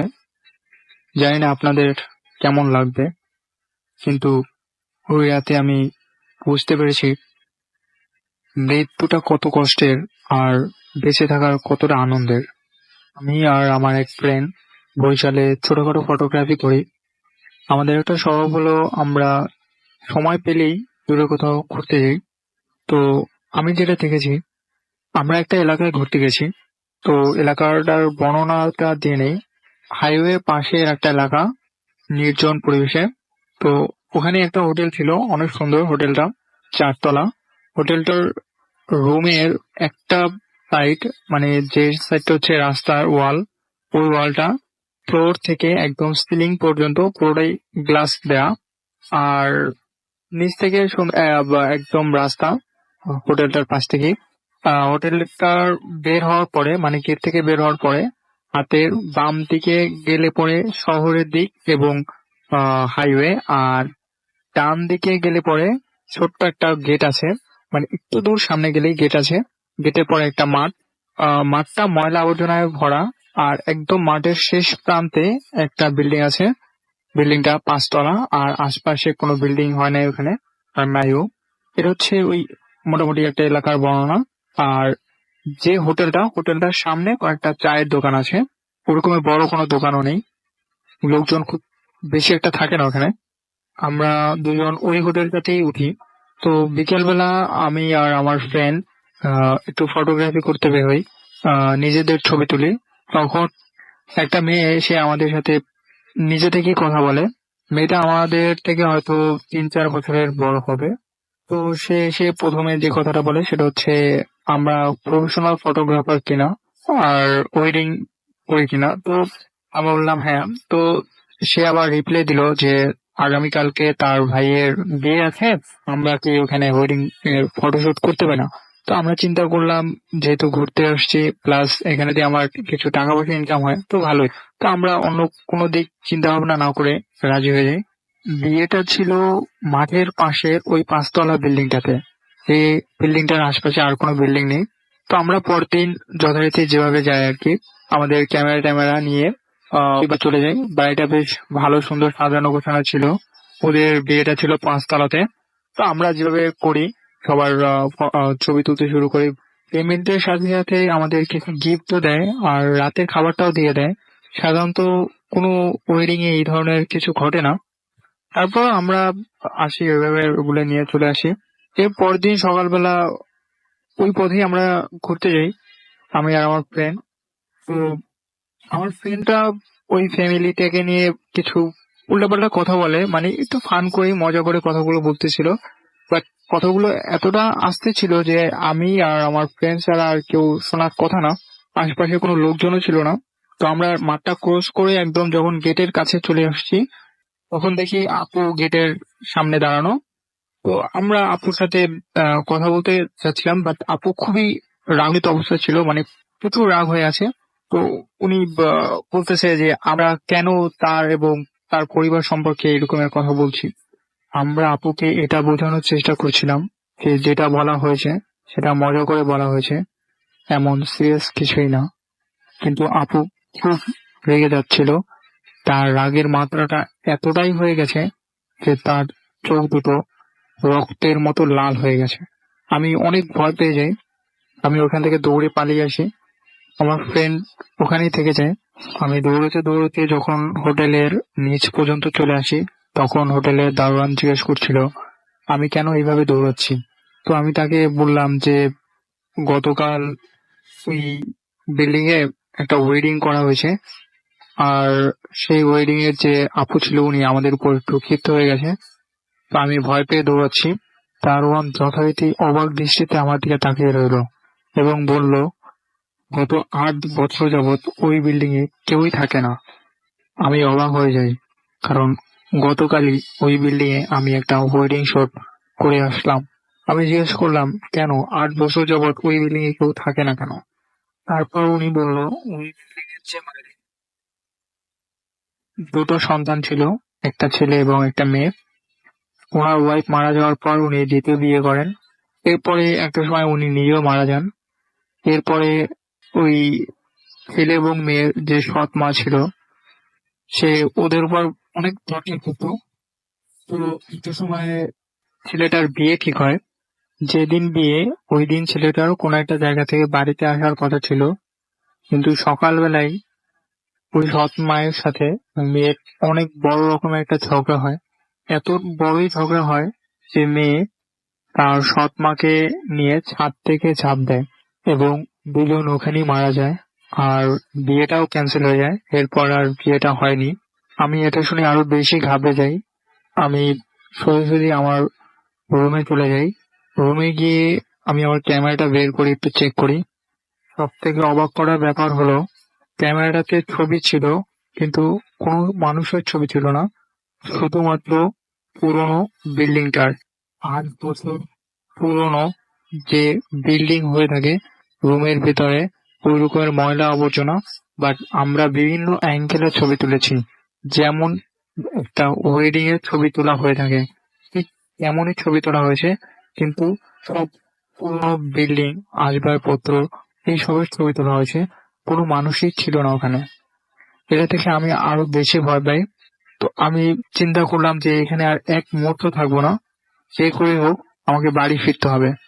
আমি সব নিলাম, ব্যাগ ট্যাগ গুছিয়ে নিলাম।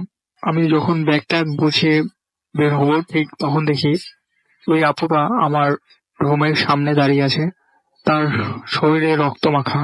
আমি ধরে নিয়েছি আমার ফ্রেন্ড আর বেঁচে নেই, আমাকে ওখান থেকে পালিয়ে ফিরতে হবে। কিন্তু আপু আমার দিকে দৌড়ে এসে আমাকে নিয়ে 4 তলার গ্লাস ভেঙে নিচে ঝাঁপ দেয়। সে আমাকে মারার জন্য একটা হাত গলার উপরে চেপে ধরে।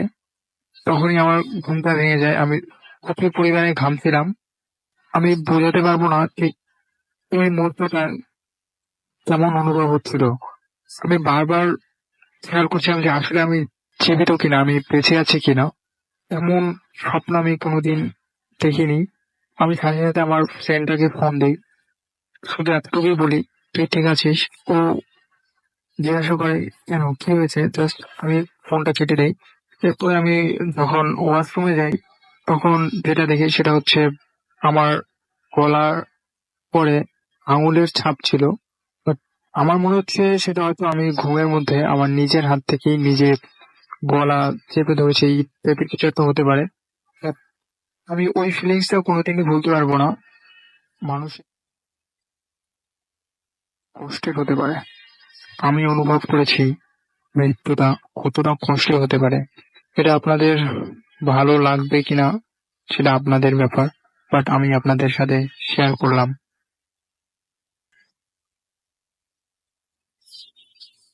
Bhoot FM. The night comes alive.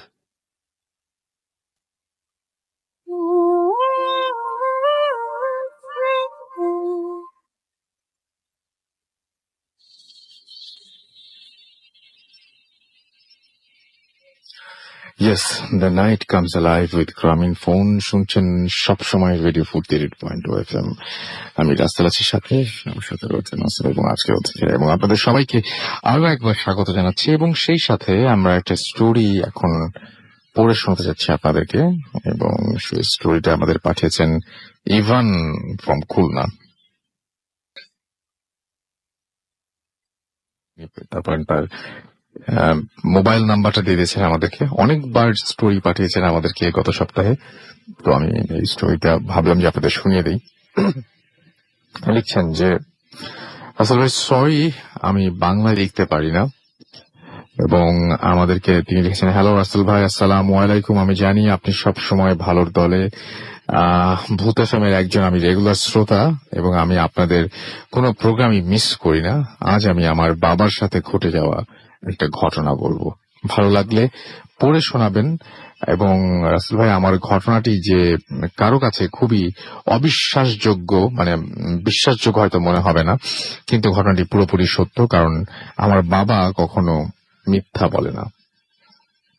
যাই হোক, ঘটনায় চলে যাচ্ছে। ঘটনাটি আজ থেকে ঠিক 15 কি 20 দিন আগের হবে। আমি তখন চট্টগ্রামে। আমি পরে যেভাবে বাবার মুখে শুনলাম ঠিক সেভাবেই বর্ণনা করছি। আমার এক ফুফাতো বোন মারা গেছে আজ থেকে 3-4 মাস আগে। ওর মারা যাবার পেছনে অনেক মানে রহস্য বা এরকম কিছু ছিল আর কি, যে অনেক কারণ ছিল। এমনকি মৃত্যু স্বাভাবিক ছিল না। এই মৃত্যুর পর স্বাভাবিক নিয়ম অনুযায়ী দাফন করা হয়, ঠিক তার কিছুদিন পর তার মৃত্যু নিয়ে পুলিশ কেস হয় এবং আদালত পর্যন্ত সেটা গড়ায়। আদালতের রায় ছিল যে পুনরায় লাশ কবর থেকে তুলে পোস্টমর্টম করতে হবে। যে কথা সেই কাজ। 4-5 জন পুলিশ, একজন ম্যাজিস্ট্রেট, তারা সবাই উপস্থিত থেকে লাশ তোলা হয়। এবং আশ্চর্যের ব্যাপার যে 3-4 মাস হয়ে গেছে একটা লাশের, এবং সেই লাশটা দেখলে সেটা মনে হচ্ছিল না, মনে হবে এই মাত্র দাফন করে দেওয়া হয়েছে এবং লাশটা কবর থেকে উঠানো হলো। লাশটা খুব ভালোভাবে প্যাকেট করা হলো। এখন লাশটা নদীর সাইডে তোলার কাছে থেকে, আচ্ছা, নদীর সাইডে ট্রলারের কাছে নিতে হবে, কিন্তু লাশ নেওয়ার মতো কাউকে রাজি করানো গেল না। অবশেষে আমার বাবা রাজি হলো এবং বাবার সাথে লাশটা তোলা লোকটা, অর্থাৎ যে ডোম ছিল, এই 2 জন মিলে লাশ ট্রলারে তুললো। যথারীতি সমস্ত পরীক্ষা নিরীক্ষা শেষ করে লাশ আবার ট্রলারে করে বাড়ি নিয়ে আসা হলো এবং আবারও সেই ডোমের সাথে আমার বাবা লাশ মানে কবরে নামালো এবং তারপরে তাকে দাফন করা হলো। কিন্তু যে ব্যাপারটা এখন ঘটছে সেটা হচ্ছে যে সেই লাশটা দাফন করতে করতে সন্ধ্যা হয়ে আসলো। বাবা বাসায় গিয়ে গোসল করে রেডি হলো। তখন আমার বাবা আম্মুকে বলল তার নাকি ঘাড় ব্যথা করছে। আমার আম্মু বলল, হয়তো তুমি লাশ ঘাড়ে নিয়েছো, তার জন্য হয়তো ব্যথা করছে, এখন রেস্ট নাও, ঠিক হয়ে যাবে। কিন্তু আমার বাবা রেস্ট না নিয়ে বাড়ি থেকে কিছু দূরে হেঁটে মানে দোকানে গেল এবং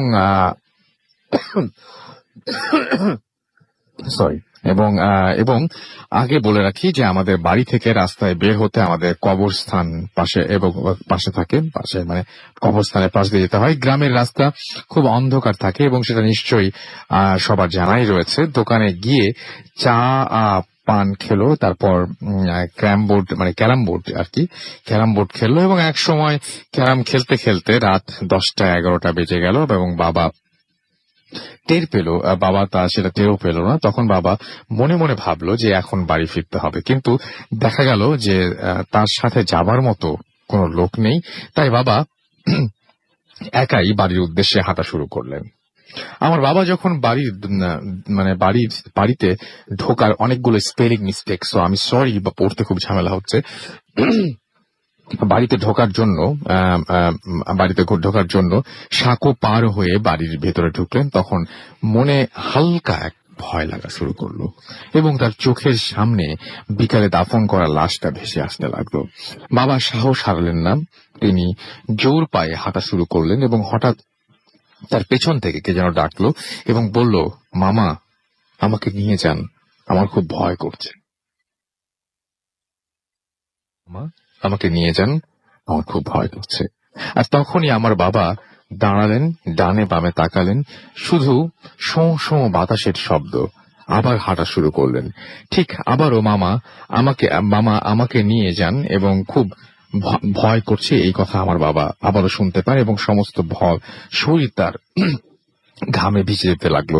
কি মনে করে বাবা কবরের দিকে হেঁটে গেলেন এবং গিয়ে যা দেখলেন তা হয়তো পৃথিবীর কোনো মানুষ কখনো সেকেন্ড বার দেখতে চাইবে না। বাবা দেখলেন যে বিকালে যে লাশটা দাফন করা হয়েছিল ঠিক সেই লাশটা কবরের মাঝখান থেকে বের হয়ে বাবার দিকে তাকিয়ে হাসছে। এটা দেখে বাবা একটা চিৎকার দিয়ে সেখানে অজ্ঞান হয়ে পড়ে গেলেন এবং তার চিৎকারের শব্দ শুনে বাড়ির মানুষ খোঁজাখুঁজির পর কবরের পাশে তাকে পেল এবং সবাই তাকে ধরে বাড়িতে নিয়ে গেল।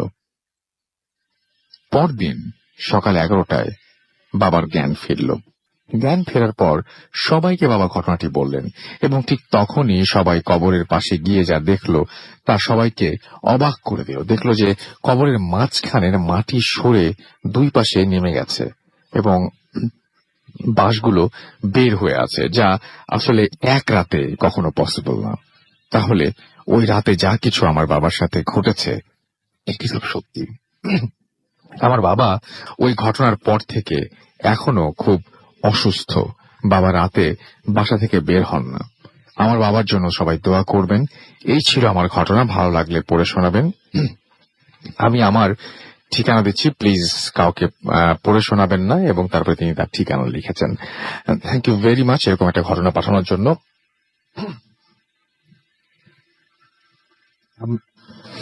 আমরা এখন আমরা চলে যাই আমাদের SMS এ। ওকে, আমরা দেখতে পাচ্ছি যে কৃষ্ণা আমাদের SMS করেছেন এবং কাবেরী আমাদের SMS করেছেন ময়মনসিংহ থেকে। তাদের দুজনেরই অনেক ভয় লাগছে। জাসিয়া এবং ফরাজ আমাদের আজিমপুর থেকে SMS করছেন এবং তারা শুনছেন এবং খুবই এক্সাইটেড মনে হচ্ছে এবং আজ মনে হয় আজকে ভয়ঙ্কর ঘটনা কালেক্ট করেছেন বোধহয়। আপনি কি শুরুর দিকে শো মিস করছেন আমি জানি না। শুরুর দিকে বেশ কিছু ভয়ঙ্কর ঘটনা অলরেডি আমরা কিন্তু শুনিয়ে ফেলেছি। SB সুজন টঙ্গী থেকে আমাদের SMS করেছেন, একটা শুনছেন ভয় করছেন। আনিস খুলনা থেকে আমাদের SMS করেছেন এবং তিনি লিখছেন ইভানের স্টোরিটা এক্সেলেন্ট।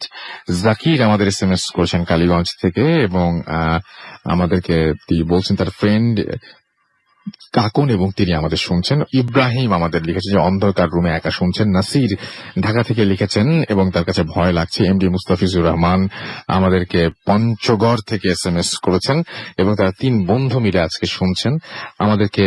দেখতে পাচ্ছি যে সৈয়দপুর থেকে অনেক লিখেছেন যে স্টোরিগুলো দারুণ। সাগর আমাদের বরগুনা থেকে লিখেছেন যে ফটোগ্রাফারের স্টোরিটা ভালো লেগেছে তার কাছে। রাজীব এবং লোপা আমাদের লিখেছেন রামপুরা থেকে, ভালো হচ্ছে রাসেল ভাই। এবং বাহার আমাদের লিখেছেন I have some paranormal stories. আপনি পাঠিয়ে দিন আমাদের অ্যাড্রেসে। আমাদের অ্যাড্রেস হচ্ছে bhutfm@radio40.fm। অবশ্যই আপনার অ্যাড্রেস এবং ঠিকানা লিখতে ভুলবেন না। মোস্তাক বেইলি রোড থেকে লিখেছেন তিনি, তার বেবি মাহিসা এবং তার ওয়াইফ প্রজাপতি, তারা সবাই একসাথে শুনছেন, আমাদেরকে রেগুলার SMS করেন। সোহান আমাদের SMS করেছেন এবং ব্রাহ্মণবাড়িয়া থেকে তিনি SMS করেছেন এবং তিনি বেশ ভয় পাচ্ছেন তাই লিখেছেন।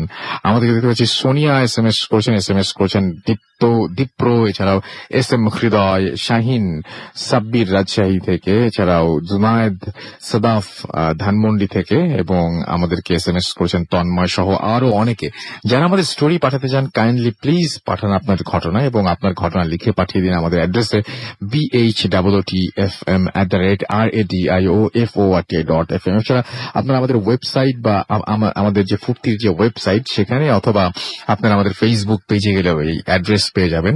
আমাদের ফেসবুক অ্যাড্রেস হচ্ছে www.facebook.com/radio.furti and www.facebook.com/bhutfm.russell। আপনারা অনেকেই মনে করেন যে এটা ফেক আইডি নাকি ঠিক জায়গায় এসছে কিনা। আসলে একটা কথা বলি, যিনি ফেক আইডি খুলেছেন তাকে যদি আপনি প্রশ্ন করেন এটা কি ফেক আইডি, তার কাছে কি উত্তর আপনি এক্সপেক্ট করেন? ডেফিনেটলি তিনি বলবেন না এটা সত্যি, এটা রিয়েল আইডি। সো আমি এই জন্য বলছি যে আপনাদের পুরোটা বলে দিচ্ছি, এখানে আর ভুল হওয়ার কোনো চান্স নাই। আপনি যদি ফেসবুকের পরে /bhutfm.russell রাসেল লেখেন বা radio.furti RADIOFORTI এই দুটো জিনিস যদি আপনি লেখেন তাহলে এটা ভুল হওয়ার কোনো চান্স নাই, আপনি অরিজিনাল পেজে যাবেন। সো এটা নিয়ে কোনো চিন্তার কোনো কারণ নেই। ওকে, আমরা চলে যাচ্ছি ঘটনায় আমাদের পরবর্তী অতিথির কাছে। আপনার নামটা প্লিজ একটু বলবেন এবং আপনি কোথা থেকে এসেছেন যদি একটু বলতেন। রাসেল ভাই, আমি ফাহিম, আমি এসেছি রামপুরা থেকে। শুনি আপনার ঘটনা। রাসেল ভাই, আমার যে গল্পটা সেটা মূলত আমার না, আমার একটা ফ্রেন্ডের নাম ইশতিয়াক। সে, তার বাবা একজন সরকারি কর্মকর্তা। তো তার সরকারি কর্মকর্তা হওয়ার কারণে যেটা হয় যে তাদের বিভিন্ন জায়গায় তার পোস্টিং হয়। তো সে পোস্টিং হতে হতে তাদের একটা জায়গায় পরে ব্রাহ্মণবাড়ি একটা এলাকায়। আচ্ছা। এলাকার মধ্যে তাদের যে বাড়িটা ছিল সেটা পড়েছিল একটি প্রাইভেট প্রপার্টির একটু পাশ থেকে। ফলে যেটা হয়েছিল যে 3 রুমের বাসা ছিল এবং আমার যে ফ্রেন্ডটা, সে ফ্রেন্ডের রুম ছিল একদম শেষ মাথায়। আচ্ছা। এবং শেষ মাথায় পড়ার কারণে ওই যে প্রাইভেট প্রপার্টির কথা বললাম ওটার একদম মানে বাউন্ডারির মধ্যে পড়েছিল তার রুমটা। ফলে সে যদি মানে তার রুমের জানলা খুললে ওই বাউন্ডারির ভিতরে চোখ পড়তো এবং সেখানে কিছু ছোট ছোট ঝোপঝাড় ছিল। ছোট মানে একদম পুরো জঙ্গল টাইপ না, জাস্ট হালকা পাতলা গাছপালা দু একটা। তো রাত্রবেলা স্বাভাবিক কোনো লাইট টাইট ঠিকানা, কারণ মহাশয় শহর, ওখানে জাস্ট হালকা অন্ধকার থাকে। তো ঘটনা অনুসারে সে একদিন প্রথম কয়েকদিন তার কোনো সমস্যা না খুব একটা বাসার মধ্যে। তো কয়েকদিন যাওয়ার পর সে দেখতে পায় যে তার যে ঝোপঝাড় যেটা সেখান থেকে ছোট ছোট বিন্দু বিন্দু আলো জ্বলছে। এখন সে মনে করা হয়তো জোনাকি পোকা বা ওই ভিটে বাসা থেকে কোনো আলো বের হচ্ছে। তো সে ওটাকে আর কোনো পরোয়া করে না, সে জিনিসটাকে নর্মালি ফেলে দেয়। তো এরপর যেটা হয় যে সে কয়েকদিন পর জিনিসটা লক্ষ্য করে যে ওটা জিনিসগুলো একটা জায়গায় ফিক্সড হয়ে আছে, স্থির হয়ে আছে এক জায়গায়, মানে ওটা কোনো মুভমেন্ট নেই, মানে এক জায়গায় সেই জিনিসগুলো জোড়া জোড়া অবস্থায় এক জায়গায় স্থির হয়ে আছে। তো ফলে যেটা হয় যে সে বুঝতে পারে যে জোনাকি পোকা হতে পারে না, কারণ জোনাকি পোকা যেটা হয় যে আর জলে নেভে এবং একগুলো উঠতে থাকে জিনিসগুলো। তো সে প্রথমে জিনিসটা করে তার মাকে বলে, তার মা বলে যে হ্যাঁ হয়তো হতে পারে কোনো আলো টালো বা অন্য দূর থেকে আসে, তুমি জিনিসটাকে হয়তো অন্যভাবে দেখছো। আচ্ছা। সে ওটাকে সেভাবে আমলে নেওয়ার পর সে কয়েকদিন যাওয়ার পর দেখে যে ওই জোড়াগুলো আরো বাড়ছে দিন দিন, ওই যে আলোর জোড়াগুলো ওগুলো দিন দিন আরো বাড়ছে এবং বাড়ছে পর জোড়াগুলো আরো উজ্জ্বল হচ্ছে। আগে মানে ছোট আলো স্তীর্ণত আলো ছিল, জিনিসগুলো আরো বড় হচ্ছে দিন দিন এবং উজ্জ্বল হচ্ছে। হ্যাঁ। আচ্ছা। তো সে এই জিনিসটা দেখার পর সে জিনিসটা আরো ভয় পায়। ভয় পাওয়ার পর তার মাকে আবার একই কথা বলে, তার মা একই কথা বলে যে তুমি তোমার হ্যালুসিনেশন টাইপের কিছু একটা, যে তুমি জিনিসটাকে ভয় পাচ্ছ। তো যেটা হয় যে এরপর যে 1 মাস পর ভয়ঙ্কর কাহিনীগুলো মানে শুরু হয় মূলত, যে সে দেখতে পারে আসলে কোনো আলো না, ওগুলো মূলত কোনো মানুষের চোখ টাইপের কিছু ছিল। সে বুঝতে পারে যে জঙ্গলের মধ্যে থেকে অবয়ব টাইপের কিছু একটা বের হয়ে আসছে, মানে দিন যত যাচ্ছে জিনিস তার জানলার কাছের দিকে আসছে। আচ্ছা। এবং পরবর্তীতে 1-1.5 মাস হওয়ার পর সে পুরো বুঝতে পারে যে হ্যাঁ ওগুলো মানুষ, এবং রাত্র হলেই ওগুলো তার জানলার সামনে এসে দাঁড়িয়ে থাকতো। তারা কোনো কিছু করতো না, তারা কোনো ভৌতিক কোনো কর্মকলাপ করতো না, তারা জাস্ট দাঁড়িয়ে তার দিকে তাকিয়ে থাকতো জানলা থেকে। এবং যতদিন যায় এবং একটা দিন কয়েকদিন 1-1.5 মাস পর জিনিসটা অনেক ভয়ঙ্কর রূপ নেয়। ভয়ঙ্কর রূপ নেয় বলতে সে রাত্রবেলা যথারীতি সবার জিনিস শেয়ার করে, তার বাবা বলা সেটাকে সকালবেলা আমার জিনিসটা দেখবো, এই প্রপার্টির মধ্যে দেখবো যে আসলে কাহিনীটা কি। কিন্তু রাত্রবেলা তারা যে যখন ঘুমাতে যায় তখন সে দেখতে পারে যে জানলা খুলে যে 4-5 জন লোক তার জানলার সামনে স্থির হয়ে তার দিকে তাকিয়ে রয়েছে, মানে যে আলোগুলো দেখতো সেগুলো একদম তার জানলার সামনে। আচ্ছা। এবং মানে কয়েকজন লোক তার দিকে স্থির তাকিয়ে রয়েছে, তারা কিছু করে তেমন কথা বলে না, তাদেরকে জিজ্ঞেস করে সে আপনার কার, আপনার কি চান, তারা কোনো অ্যান্সার দেয় না, তারা জাস্ট তার দিকে তাকিয়ে থাকে। এটা দেখার পর সে প্রচন্ড ভয় পায় এবং তার মা বাবাকে ডাক দেয়।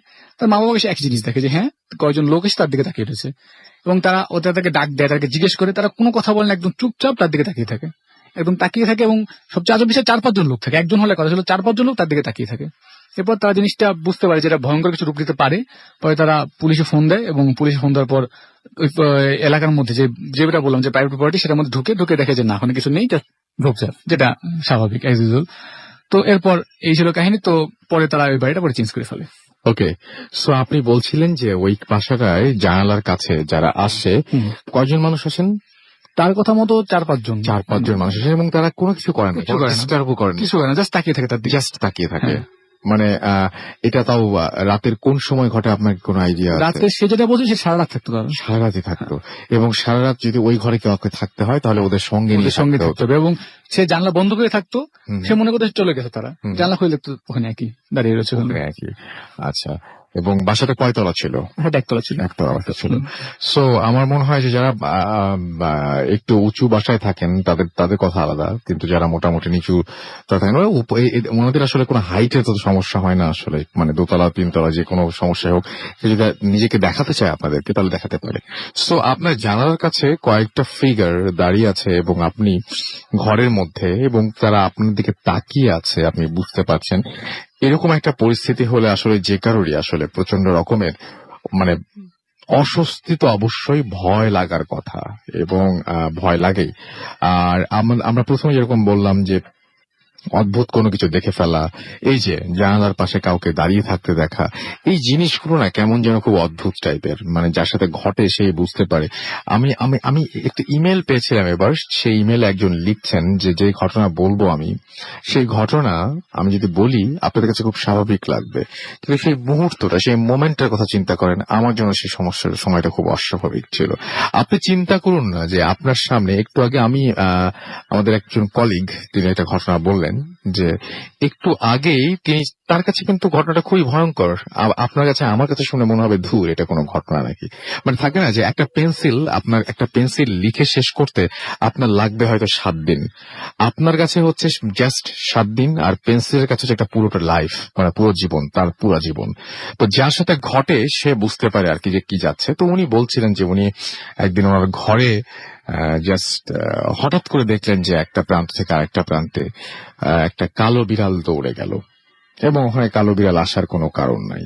একটা প্যাসেজের মধ্যে দিয়ে হঠাৎ করে তিনি একটা কালো বিড়াল দেখতে পেলেন, এবং বিড়াল দেখেছেন, তারপরে আবার কালো বিড়াল, ভয় লাগাটা খুবই স্বাভাবিক, তিনিও বেশ ভয় পেলেন এবং সঙ্গে সঙ্গে লাইট জ্বালিয়ে ফেললেন। লাইট জ্বালানোর পর তিনি দেখতে পেলেন হ্যাঁ সত্যি একটা বিড়াল রয়েছে, কিন্তু সেই বিড়ালটা কালো না, সেই বিড়ালটা বাদামি বা এরকম ধরনের একটা কালারের, কিন্তু তাকে কিন্তু একটু আগে অন্য একটা কালারে দেখেছিল। অন্ধকার থাকলেও একটা সাদা বিড়াল বা বাদামি বিড়াল আর একটা কালো বিড়ালের পার্থক্য কিন্তু বোঝা যায়, এবং সেটা খুব মানে অতখানি আবার অন্ধকারও ছিল না। তো এই জিনিসটা হঠাৎ করে একটা বিড়ালের কালার বদলে গেল কেন, এবং হঠাৎ করে যে জিনিসটা আমি এই মাত্র দেখলাম সেই জিনিসটা হঠাৎ করে তার রূপটা পাল্টে ফেললো কেন, এই প্রশ্নগুলো আসলে নিজের কাছে করলেও বা অন্য কারো কাছে করলে হয়তো, মানে নিজের কাছে করলে যেটা হয় উত্তর পাওয়া যায় না, অন্য কারোর কাছে যখন আমরা করি সেই উত্তরে আমরা সন্তুষ্ট হতে পারি না, এবং জিনিসগুলো আমাদের কাছে আজীবন রহস্যময় থেকে যায়। এবং হঠাৎ করে কাউকে দেখে ফেলা রাতের বেলায়, হঠাৎ করে খাটের নিচে শব্দ হওয়া, হঠাৎ করে মনে হয় ধুপ ধুপ করে কোনো শব্দ হচ্ছে কিন্তু আমার বাসার উপরে কেউ থাকে না, হঠাৎ করে আমি মাঝে মাঝে দেখেছি হঠাৎ করে এরকম একটা শব্দ হলো যে দরজায় ধুম করে একটা শব্দ, আমরা অনেক সময় ইগনোর করি, আমরা অনেক সময় মনে করি যে ধুর কোথাও মনে কোনো শব্দ হয়েছে, বাতাসে আটকে গেছে। কিন্তু মানে দেখবেন যে হয়তো আপনি শুধু শব্দটা শুনেছেন, আপনার বাসায় কেউ শোনে নাই, বা ওই সময় ওরকম বাতাস ছিল না। এরকম অহরহ ঘটনা আমাদের সাথে ঘটছে, কোনোটা আমরা লক্ষ্য করছি, কোনোটা লক্ষ্য করছি না, যেটা লক্ষ্য করছি সেটা আমরা সবাই শুনতে পাচ্ছি, যেটা লক্ষ্য করছি না সেটা হারিয়ে যাচ্ছে। আমরা চলে যাই আমাদের পরবর্তী অতিথির কাছে, এবং পরবর্তী অতিথিকে আমরা একটু প্লিজ আপনার পরিচয়টা দিবেন, তারপরে আমরা শুনবো যে আপনি আপনার ঘটনা শুনবো আর কি। কোথা থেকে এসেছেন, আপনার নামটা বলেন। আমি রাকিব হোসেন, আসি কাউলার থেকে। ওকে, তো আমি সরাসরি আমার ঘটনায় চলে যাচ্ছি। রাসেল ভাই, অ্যাকচুয়ালি ঘটনাটাই ঘটেছিল আমার একটি আঙ্কেলের সাথে।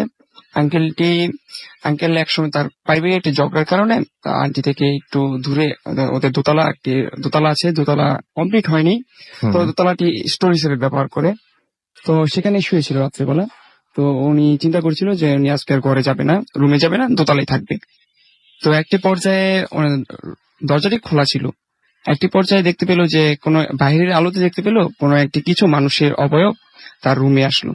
উনি ভাবলেন হয়তো বা আন্টি এসেছে ওনার রাগ ভাঙাতে, তো উনি চুপচাপ শুয়ে থাকলেন।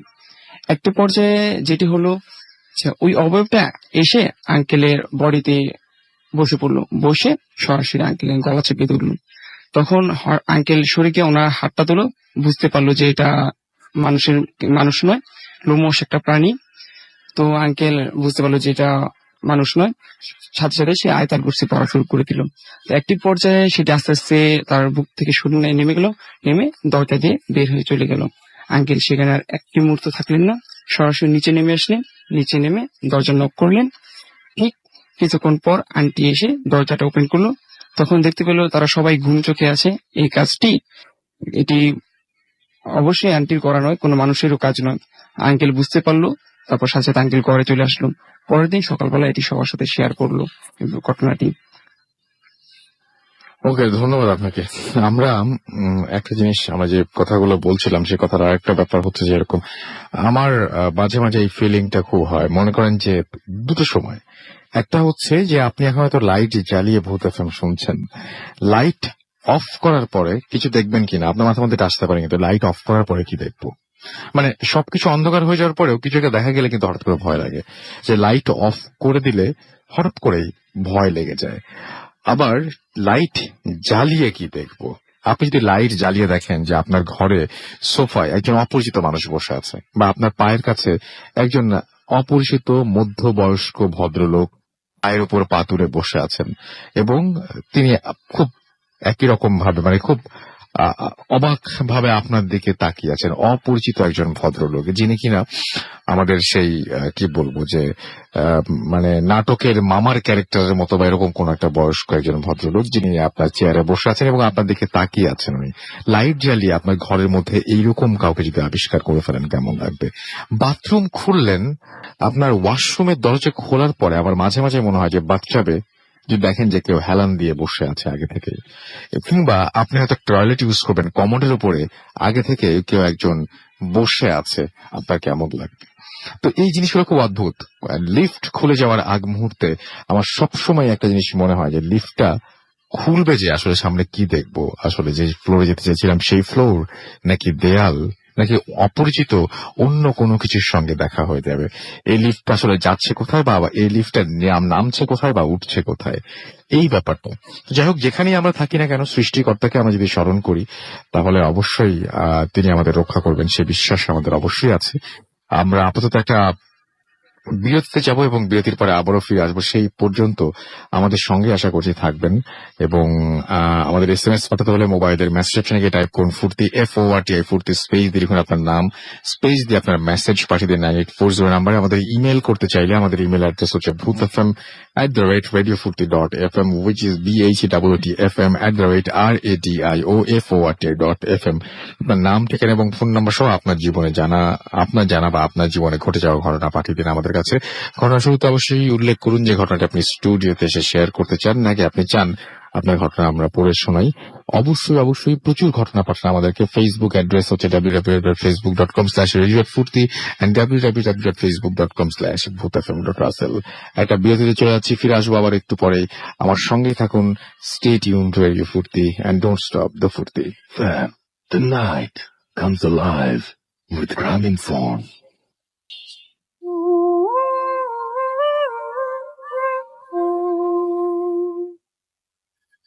Welcome back. আতিকুর আমাদের লিখেছেন রাজশাহী থেকে, অনেক ভয় লাগছে, চ্যানেল অফ করে দিলেন তিনি। এছাড়া অংশটাই আমাদের লিখেছেন যে রাজশাহী থেকে, যে SMS পড়েন না কেন ভাইয়া, আপনার দ্বিতীয় SMS এটা, প্রথম SMS আমরা মিস করছি। তানিশা আমাদের SMS করেছেন, বৃষ্টি হচ্ছে, সব স্টোরি দারুণ। সিলেটে তো বৃষ্টি হয় প্রচুর, আমরা ঢাকায় বৃষ্টি চাই আসলে, এবং সিলেটের ওয়েদার খুব সুন্দর। দীপু আমাদের SMS করেছেন এবং তার ফ্যামিলির সাথে অনেক মানে অনেক ফাইট শুনতে হচ্ছে। আচ্ছা, ওকে, আচ্ছা। আমাদেরকে এছাড়া পাচ্ছি শুভ SMS করেছেন সাথিয়া পাবনা থেকে। এছাড়াও আমাদের শারমিন SMS করেছেন ভোলা থেকে, এবং স্টোরিগুলো তার কাছে ভালো লাগছে। শুভ আমাদের SMS করেছেন রাজশাহী থেকে, এবং আমাদেরকে SMS করেছেন দেখতে পাচ্ছি সোনিয়া। এছাড়া আমাদের SMS করেছেন দেখতে পাচ্ছি মিতন এয়ারপোর্ট কাওলা থেকে, এবং আমাদেরকে SMS করেছেন দেখতে পাচ্ছি যে SB সুজন। এছাড়াও আফিফ আমাদের SMS করেছেন মিরপুর 1 থেকে, এবং তার কাছে খুব ভয় লাগছে। বাবু আমাদের মিরপুর থেকে লিখেছেন। এছাড়া আমাদেরকে রাজশাহী 4ঘাট থেকে আমাদের এখানে SMS করেছেন আশিক সিয়াম। এছাড়া ফিরোজ ওয়াবদা খুলনা থেকে আমাদের SMS করেছেন, লাস্ট স্টোরিটা সুপার ছিল তাই জানিয়েছেন। জিওন আমাদের SMS করেছেন আমাদেরকে আরো অনেকে। আমরা চলে যাব আমাদের পরবর্তী ঘটনায়। আপনার নামটা প্লিজ একটু বলবেন আরো একবার, তারপর আপনার ঘটনায় যাব। হ্যালো রাসেল ভাই, আমি রাকিব, এসেছি গাওলার থেকে। তো রাসেল ভাই, যে পরবর্তী যে ঘটনাটা বলবো সেটা একটি অ্যাম্বুলেন্স নিয়ে। আমাদের একটি ড্রাইভার নাম জয়ন আঙ্কেল, তো উনি আগে গাড়ি চালাতো একটি অ্যাম্বুলেন্সের, কোন একটি মেডিকেলের নাম বলতে নিষেধ করেছে। তো ঘটনাটি ছিল একটি লাশ নিয়ে, তাকে একটি লাশ নিয়ে যেতে হবে ঢাকার বাইরে। তো এই সময়টিতে তিনি ছিলেন হসপিটালে। তো এখানে আপনার একটি যারা আত্মীয় স্বজন আছে লাশের, তারা অনেক রিকোয়েস্ট করলো যে হ্যাঁ আপনি নিয়ে যান লাশটি। তো উনি বলতেছেন যে না, এখন অনেক দেরি হয়ে গেছে, এটা সকাল সকাল হলে ভালো হতো। একটি পর্যায়ে না, আত্মীয় স্বজনরা বলছে যে হবে না, আপনাকে এখনই নিতে হবে, তো এটা সব রেডি আছে, আপনার জানাজা হলেই এটা মাটি দিয়ে দিবে। তো ঠিক আছে, একটি পর্যায়ে সে রাজি হলো এবং তার সহকারীকে বললো যে চলো গাড়িতে চলো, একসাথে চলে লাশটি নিয়ে যায়। আর সেখানে দেরি না করে, যেহেতু ঢাকার বাইরে যেতে হবে, তো তাড়াতাড়ি রেডি হতে হবে। আচ্ছা। একটি সময়ে তারা রওনা দিল। ঢাকা পার হতে হতেই রাত হয়ে গেল। রাত হয়ে যখন ঢাকা পার হয়ে তারা গ্রামে প্রবেশ করলো, ওই সময়টিতে আনুমানিক 2টা বাজে। তো একটি পর্যায়ে যেতে যেতে দেখা যায় যে উনি যে ড্রাইভার জয়নাল আঙ্কেল, তিনি বলে তার সহকারীকে, চলো অনেক তো গাড়ি চালিয়েছি, তো একটু কিছু খেয়ে নিলে দেখা যায় ঘুম ভাবটাও চলে যাবে। তো একটা পর্যায়ে দেখা যায় রাস্তা থেকে নেমে কিছুটা দূরে দেখা যায় যে একটা দোকান আছে, চায়ের দোকান।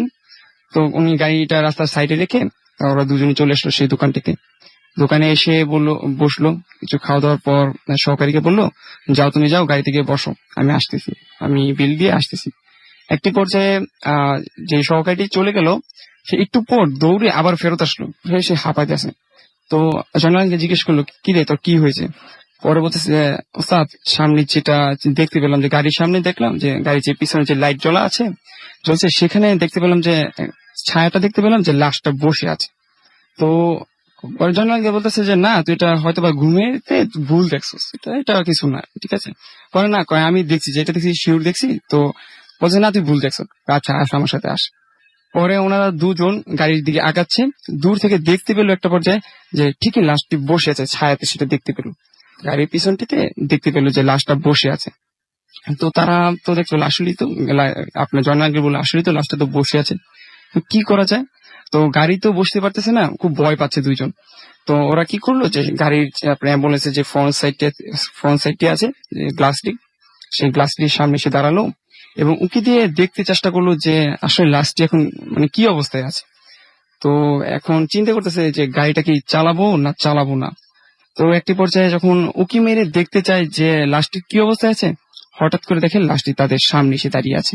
এইটা দেখে তো সহকারী একদম অজ্ঞান হওয়ার অবস্থা, মানে একটা চিৎকার দিয়ে অবস্থা। জয়নাল আঙ্কেল কোনো কথাই না বলে তার হাতটা ধরে দিল এক দৌড় দিয়ে ওই দোকানের সামনে যেয়ে তারা দুজন খুব হাঁপাইতে লাগলো। তখন দোকানদার বললো যে কি হয়েছে, তখন তারা বললো যে এই ঘটনা। সেই থেকে তারা আর গাড়ির কাছে যাচ্ছে না, বলছে যে ঠিক আছে, যেভাবে থাক এখন থাকুক, দেখা যায় পরে কি হয়। গ্রামের যে মানুষগুলো ওনারা তাড়াতাড়ি উঠে যায়, প্রায় ফজরের পরপরই তারা উঠে যায়। ওনারা ওয়েট করলো, প্রায় 1-1.5 ঘন্টার মতো ওয়েট করলো। আজান দিল, তো ফজরের সময় কিছু মানুষজন আসলো, এসে তাদেরকে সবকিছু খুলে বললো এই ব্যাপার। তখন আচ্ছা ঠিক আছে, তো কয়েকজন মিলে তারপর গাড়িটা সামনে গিয়ে দেখলো, চেক করে দেখলো সব ঠিকই আছে, কোনো সমস্যা নেই। তারা রাত্রে যা দেখেছে এটার মধ্যে কিছু মিল নেই, সবকিছু ঠিক আছে। আচ্ছা ঠিক আছে, তো গ্রামের একজন মানুষ নিয়ে গাড়িটাতে বসলো এবং গাড়িটাতে চালিয়ে তার পরিবারের কাছে হস্তান্তর করে দিল লাশটি। ঠিক তখন তারা কি করলো, যে সেখানে একটা গোসল করে আবার ঢাকায় ফেরত আসলো। আসার পর সেই জয়নালাকে সেই অ্যাম্বুলেন্সের জবটা ছেড়ে দিল, তখন থেকে সে আর ড্রাইভারি করেনি। ওকে, অনেক ধন্যবাদ আপনাকে আপনার ঘটনার জন্য। আমি দেখতে পাচ্ছি যে মেঘ বালিকা আমাদের লিখেছেন, শুনছি অ্যান্ড অলওয়েজ শুনবো, লাভ ইউ ভূত এফএম, আমাদের ফেসবুকে লিখেছেন।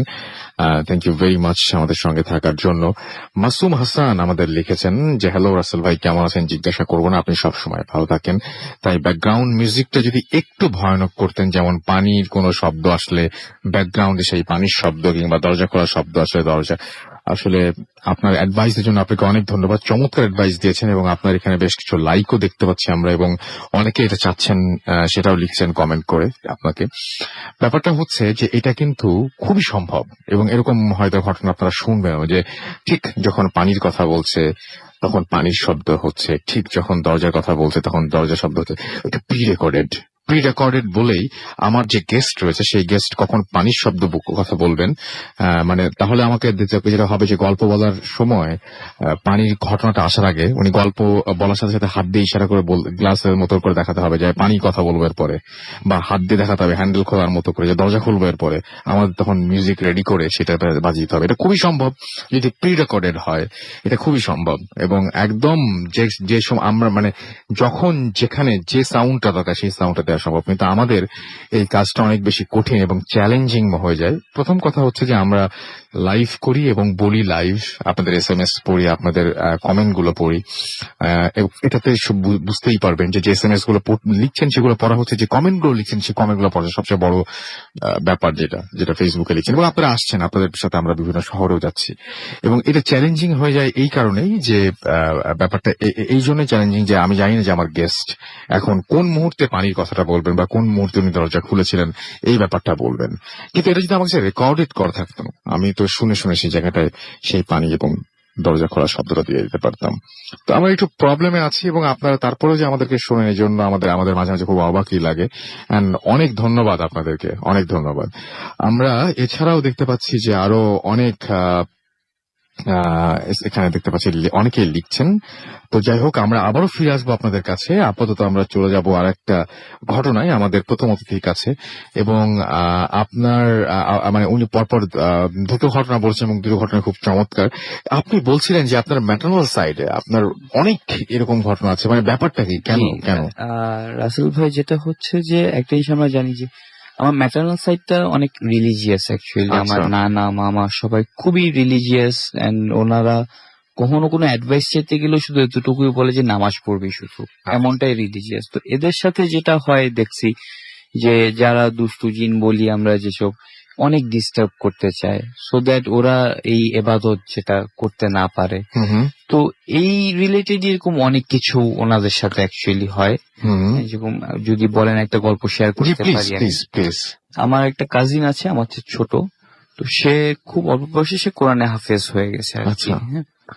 তো তাকে হচ্ছে তার সাথে রেগুলার খুব ডিস্টারবেন্স হতো তার সাথে, হ্যাঁ, এই জিন পরি এগুলা ডিস্টার্ব করতো। তো এটার জন্য তাকে একটা তাবিজও দেওয়া হয়েছিল আর কি। তো একদিন এই ঘটনাটা অ্যাকচুয়ালি নোয়াখালী আমার নানা বাড়িতে ঘটা। যেটা হয় যে সে একলা তার ঘরে থাকে, আমার মামা বাইরে থাকেন, মামি ওই রান্নাঘরে থাকেন। তো সে একলা ওর ঘরে থাকে, কিছু একটা করতে থাকে। এই সময় সে টের পায় যে তাকে পিছন থেকে কেউ একজন নক করতেছে আর কি, গায়ে ধাক্কা দিচ্ছে। সে ঘুরে তাকায়, যেটা দেখে যে অসম্ভব লম্বা আকৃতির একটা কিছু, লোমশ শরীর তার, হ্যাঁ, জাস্ট লাল চোখ, হ্যাঁ, এরকম একটা কিছু তার দিকে তাকায় আছে। এন্ড সে চেষ্টা করছে তার গায়ে যে তাবিজটা, ওই তাবিজটা তার কাছ থেকে ছিনায় নেয়। আর বারবার তাকে এরকম বারবার অ্যাপ্রোচ করছে, কিন্তু সে সামহাও সাইড কেটে এড়ায় যাচ্ছে তাকে। একটা টাইমে যে খাটে সে বসে আছে, এই খাট নিয়ে সে নাড়াচাড়া দোলানো শুরু করলো, একদম আঁচড়ানো শুরু করলো খাটটাকে, যে ছেলেটাকে সে ওখান থেকে ফেলে ওকে নিয়ে সামহাও ওই তাবিজটা সে নিবে। তার সাথে রীতিমতো মানে একদম গলা টিপে ধরার মতো অবস্থা, যে খাটে বালিশ দিয়ে তাকে চাপা দিয়ে দিচ্ছে, এরকম পরিমাণে অবস্থা। কিন্তু আমার ওই কাজিনটা, সে যেহেতু দোয়া দুরুদ জানে, মনে সাহস ছিল, খোদার প্রতি একটা ছিল, হ্যাঁ, তো সেও ওই জন্য এক্স্যাক্টলি ভয় পেয়ে হার মেনে যাওয়া, যে ওই জিনিসটা সে করে নাই আর কি। তো সেও যেটা করে যে হি ফাইটস ব্যাক, যে হাতের কাছে বালিশ টালিশ যা থাকে ওগুলো নিয়ে ছুড়ে মারা শুরু করে। অনেক সাহসের কাজ কিন্তু এটা, মানে ওইরকম একটা পর্যায়ে এটা কিন্তু অনেক সাহসের কাজ, একটা চ্যালেঞ্জ করে বসা, ফেস করা সব প্রবলেমটাকে, একটা অন্ধকার জায়গা, রাইট, হ্যাঁ। সে কিন্তু বয়সে তখন অনেক ছোট, হ্যাঁ, 15-16 বছর এরকম হবে হয়তো তার এইজ। তো ওই টাইমে তখন সেও এরকম এটা সেটা ছুড়ে টুড়ে মেরে কিছুক্ষণ পর যেটা হয় যে ওই দৈত্যাকার আকৃতিটা ও একটু ব্যাক আউট করে আর কি, সেই নিচে একটু পিছায় আসে। এন্ড আমার ওই কাজিনটা জাস্ট একটা মুহূর্তের জন্য সে কোনো কারণে চোখ বন্ধ করে বা কিছু, চোখটা খুলে দেখে জাস্ট যে জায়গাটা দৈত্যাকার আকৃতিটা ছিল ওই জায়গায় একটা কালো বিড়াল, বিড়ালটা জাস্ট বাসা থেকে বের হয়ে চলে যাচ্ছে। অদ্ভুত। এবং আপনি আরো একটা কথা আমাকে বলছিলেন যেটা আমার কাছে খুব অদ্ভুত লেগেছে, সেটা হচ্ছে যে আপনি আপনার বাসায় ওই যে একটা মানে জিনিস দেখেছেন, একটা আলোর মতন, যে আলোটা আপনাকে কাছে টানছিল। ব্যাপারটা সবচেয়ে আমার ইন্টারেস্টিং লেগেছে এই পার্টটা। আপনি বলছিলেন আপনার নানাই তো, জি, উনি এরকম একটা জিনিস তার ঘরে দেখেছেন, মানে ব্যাপারটা কি হয়েছিল বলেন তো? ব্যাপারটা ছিল যে উনি রাতে তাহাজ্জুদ পড়ার জন্য উঠতে গিয়েছেন তখন আর কি, জাস্ট যেহেতু উঠে দেখে যে তার জাস্ট উপরে 1-2 ফিট হয়তো হবে একটা আকৃতির মতো একটু ধোয়াটে টাইপের একটা হুম হুম। আকৃতি ওনার উপরে এরকম ভাসছে, ভাসছে, আচ্ছা, ভেসে যাচ্ছে, ওনাকে টাচ করছে না, ক্ষতি করতে যাচ্ছে না, কিচ্ছু না। কিন্তু জাস্ট যেন মানে একটা সঙ্গ বা একটা কিছু একটা এরকম হুম হতো, হুম। জাস্ট ওনার উপর দিয়ে ভাসছে। এন্ড এই ঘটনাটা উনি আমাদেরকে 2-3 বার উনি বলেছে যে অ্যাকচুয়ালি এরকম ঘটেছে ওনার সাথে। And ওই একই ভাষায় একই বাসায় একই রুমে হুম। এন্ড একই সময়টাতে। এবং দুজনের ঘটনার মধ্যে কিন্তু কিছুটা মিল আছে, যেমন হচ্ছে ওই যে তো বলে না, কিন্তু আপনার কাছে মনে হয়েছিল যে টানছে, আমার কাছে হয়তো টানছে এরকম মনে হয়নি, কারণ আপনি অনেক ছোট ছিলেন তখন। হ্যাঁ, জিনিসটা মোটামুটি সিমিলার, সিমিলার। হ্যাঁ, কিন্তু আপনারা পরে আর এটা মানে এটা নিয়ে আর কোনো কিছু এটা করেন নাই। নিয়ে আমার অ্যাকচুয়ালি কোনো হ্যাঁ, সেটা একটা কারণ আছে, আমি কারণটা শুনতে চাই। কারণটা হচ্ছে যে, হ্যাঁ বলেন না। কারণটা হচ্ছে যে অ্যাকচুয়ালি আমি কারোর সাথে জিনিসগুলো শেয়ার করি নাই, যে একটা ভয় যে থেকে যায় মনে অ্যাকচুয়ালি, যে এগুলো বলে আবার জিনিসগুলা না জানি রিসারফেস করে, অ্যাকচুয়ালি উঠে আসে না জানি, জি। আরো ইনফেকশাস বা কিছু হয়ে ওঠে না রাইট জানি। রাইট, সেই জন্যই অনেকেই ভয় পান। এবং আজকে আমি একটা স্টোরি পড়ি নাই এই জন্যই, যে একজন আমাদের লিখেছিলেন, সম্ভবত এই স্টোরিটা আমি পড়ি নাই, লিখেছিলেন যে একটা ঘটনা পাঠিয়েছিলেন এবং তারপরে আবার ঘটনাটা লিখে পাঠিয়েছিলেন এরকম যে আমার স্টোরিটা যেন না পড়া হয়, সো আমি পড়িনি। তো এই ব্যাপারগুলো অনেকেই কিন্তু বিশ্বাস করে না। আমার আপনাদের অনেক শুরুর দিকের একটা ঘটনা মনে আছে কিনা, যে একজন ভদ্রলোক তিনি চেয়েছিলেন যে রেডিও ফুর্তিতে তিনি তার জীবনে ঘটে যাওয়ার সবচেয়ে ভয়ঙ্কর ঘটনাটি শেয়ার করবেন, কিন্তু যতবারই তিনি ইমেইল করেন ততবারই তিনি ফেলিয়ার হচ্ছিলেন, ততবারই তিনি ফেল করছিলেন। এবং তিনি যখন রওনা দেন রেডিও ফুর্তিতে আসার জন্য, তখন তিনি রাস্তা খুঁজে মানে রাস্তা ভুল করেন, এরকম একটা ব্যাপার। তো এই জিনিসগুলো কিন্তু হয়, অনেক কিছুই হয়, এবং অনেকে এই ভয় থেকেও কিন্তু পিছিয়ে পড়েন। সে সমস্ত বিষয়ে কথা হবে পরে। আপাতত একটা ছোট্ট বিরতি নিয়ে আসি এবং বিরতির পরে আবারও ফিরে আসবো। সেই পর্যন্ত আশা করছি আমাদের সঙ্গেই থাকবেন। স্টে টিউনড টু রেডিও ফুর্তি এন্ড ডোন্ট স্টপ দ্য ফুর্তি। Welcome back. শুনছেন সবসময় রেডিও ফুর্তি, আর চলছে ভূত এফএম। আমি রাসেল আছির সাথে, আমার সাথে রয়েছে মাসুম এবং আজকে অতিথিরা, এবং আমরা চলে যাব আমাদের আরো একজন অতিথির কাছে। আপনার নামটা একটু প্লিজ বলবেন। আমার নাম মুশফিকুর আলম। আমি আসছি এয়ারপোর্ট সংলগ্ন একটি এলাকা থেকে। জি, শুনি আপনার ঘটনা শুনি। আমি ঘটনায় চলে যাচ্ছি। আপনাকে যত মাইক্রোফোন এগিয়ে দিচ্ছি আপনি তো পিছিয়ে যাচ্ছেন, এগিয়ে আসেন। আমার ঘটনাটা অ্যাকচুয়ালি আমার দুই বোনকে নিয়ে। তো এক সন্ধ্যাবেলা আমরা আর কি যাই আমার প্রতিবেশী বাসায়। তো ওইখানেই অনেকক্ষণ থাকা হয়। তো তামু বলে আপুদেরকে যাও যে বাসায় সন্ধ্যাবাতি দাও। তো আপুরা যথারীতি আইসা পড়ে বাসায় এসে দরজা খুলে, তো হঠাৎ করে দেখে কি যে রান্নাঘরে প্রচুর পরিমাণ আলো জ্বলছে আগুনের। তো আপুরা ভাবে যে আম্মু গ্যাস স্টোভ জ্বালায় রাখছে। তো বলে রাখা ভালো যে তখন গ্যাস স্টোভের রান্না বন্ধ হয়ে গেছিল, সবাই হিটার জ্বালাইতো। তো আপুরা যখন যায় এই মোমেন্টে সরি যায় দেখে যে হিটারে আগুন জ্বলতেছে। মানে অ্যাকচুয়ালি হিটারে কিন্তু আগুন জ্বলার কথা না ভাইয়া, ঠিক আছে। তো আপুরা ভয় পায় বা চলে আসে, ডাইনিং এ আসে। তো ডাইনিং এ আসার মোমেন্টে আপুরা দেখি কি যে ডাইনিং এর পর্দাটা হালকা করে লড়তেছে। তো আপুরা ভাবে হয়তো কি না কি বিড়াল টিড়াল হবে, একটু দেখে যাই। তো তাকায় থাকে, হঠাৎ করে দেখে কি একটা মাথা আসতেছে গ্রিল থেকে, আস্তে আস্তে করে মাথাটা আসে। মাথাটায় কোনো চামড়া কিংবা ত্বকের কোনো অস্তিত্ব থাকে না, শুধু মাথাটা রক্তাক্ত। তো এই দেখে আমার এক বোন অজ্ঞান হয়ে পড়ে যায়, আর আরেক বোন চিৎকার করে দৌড়ে বাহিরে চলে যায়। তো পরে আর কি মানুষজন আসে, আইসা আপুকে উদ্ধার করে, মাথায় পানি টানি দিয়া জ্ঞান ফিরায়। তো পরে আমরা বাসায় আসি, আইসা জানতে পারি যে এই অবস্থা। পরে ডাক্তারের কাছে নিয়ে যায়। আপু 2-1 দিন যাবত খুবই অসুস্থ থাকে, তারপরে স্বাভাবিক হয়ে যায় আর কি। ওকে, থ্যাংক ইউ ভেরি মাচ আপনার ঘটনার জন্য। আমরা আমাদের আরো একবার আমাদের রাফি ভাইয়ের কাছে যাই, এবং রাফি ভাই আজকে বার্থডে, আপনারা সবাই জানেন। তাকে এখন ছেড়ে দেবো আমরা, এবং আশা করছি যে বাসায় যারা এখনো জেগে আছেন তাদের অনেক কষ্ট দিলাম আমরা, সরি। বাট আপনি কিছু একটা রেখে দিয়েছেন আমাদের একদম শেষ মুহূর্তে চলে এসে। আপনি কিছু একটা বলতে যাচ্ছিলেন আপনার ফ্যামিলি নিয়েই। হ্যাঁ জি, জি, রাসেল please. ভাই, যেটা বলছিলাম যে আমার ম্যাটারনাল সাইডে জি। অ্যাকচুয়ালি জিনিসগুলো অনেক ঘটে, এন্ড স্পেশালি সবচেয়ে বেশি ঘটে আমার নানার সাথে অ্যাকচুয়ালি। যে উনি এবং উনি খুব পরহেজগার বলছেন আপনি, খুবই পায়াস। religious, হ্যাঁ, যে উনি তাহাজ্জুদের নামাজ সবসময় পড়তেন, এমনকি ওনার মারা যাওয়ার সময় বয়স প্রায় 110 ছিল। ওরে তো বাবা, উনি অলমোস্ট 100 বছর পার করে উনি মসজিদে সুস্থ গিয়ে ছিলেন। নামাজ পড়তেন। হ্যাঁ, উনি এতটাই পরেজগার ছিলেন।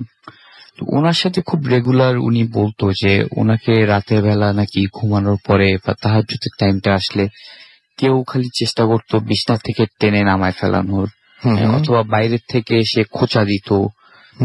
এরকম অনেক হয়েছে যে উনি মানে যেটা হয়তো অ্যাকচুয়ালি যে জিন বা পরি এই জিনিসগুলো এসে ওনাকে অ্যাকচুয়ালি ডিস্টার্ব করতো অনেক, যে ওনাকে খাট থেকে টেনে পা ধরে টেনে অ্যাকচুয়ালি ফেলে দিত খাট থেকে, ওনাকে আহত করার চেষ্টা করতো। এরকমও হয়েছে যে উনি টের পেয়েছে কেউ ওনার পা ধরেছে এন্ড উনি লাথি দিয়েছে অ্যাকচুয়ালি জিনিসটাকে। হ্যাঁ, উনি ফিল করেছে যে লাথির কন্ট্যাক্টটা হয়েছে একটা বড় শরীরের সাথে। আচ্ছা, তারপরে চোখ খুলে লাইট জ্বালায় দেখে ওই জায়গায় যাচ্ছে একটা কালো বেড়াল, এরকম একটা ফিগার বসে আছে। এরকম হতো যে জানালার সাথে ওনার খাট আছে, ওই জানালা দিয়ে কেউ একজন সমানে খোঁচাচ্ছে সমানে ওনাকে, ওনাকে ঘুম ভাঙায় দিচ্ছে, খুব ডিস্টার্ব করতো ওই জিনিসগুলো ওনাকে। এই কারণে ফাইনালি যেটা করা হয় যে আমাদের যে পাশে মসজিদ আছে ওখান থেকে একটা হুজুরকে ডাকা হয়, ডাকে ওনাকে দিয়ে একটা চিঠি লেখানো হয়, যে এরকম দরজায় লাগায় দেওয়া একটা চিঠি আরবিতে এরকম, যেটার ট্রান্সলেশন রাফলি এরকম হুজুর বলেছিল আমাকে যে জিন পরি দুষ্ট এরকম যা যা আছে ওরা যেন এনাকে এসে আর ডিস্টার্ব না করে। আচ্ছা, করলে জিনদের যে সর্দার আছে ওনার বসে, হুজুরের বসে, ওই সর্দারকে দিয়ে এনাদের সবার আপনার করা হবে, একটা জাজমেন্ট করা হবে, একটা বিচার করা হবে। তারপর থেকে জিনিসগুলো তারপর থেকে জিনিসগুলো অনেক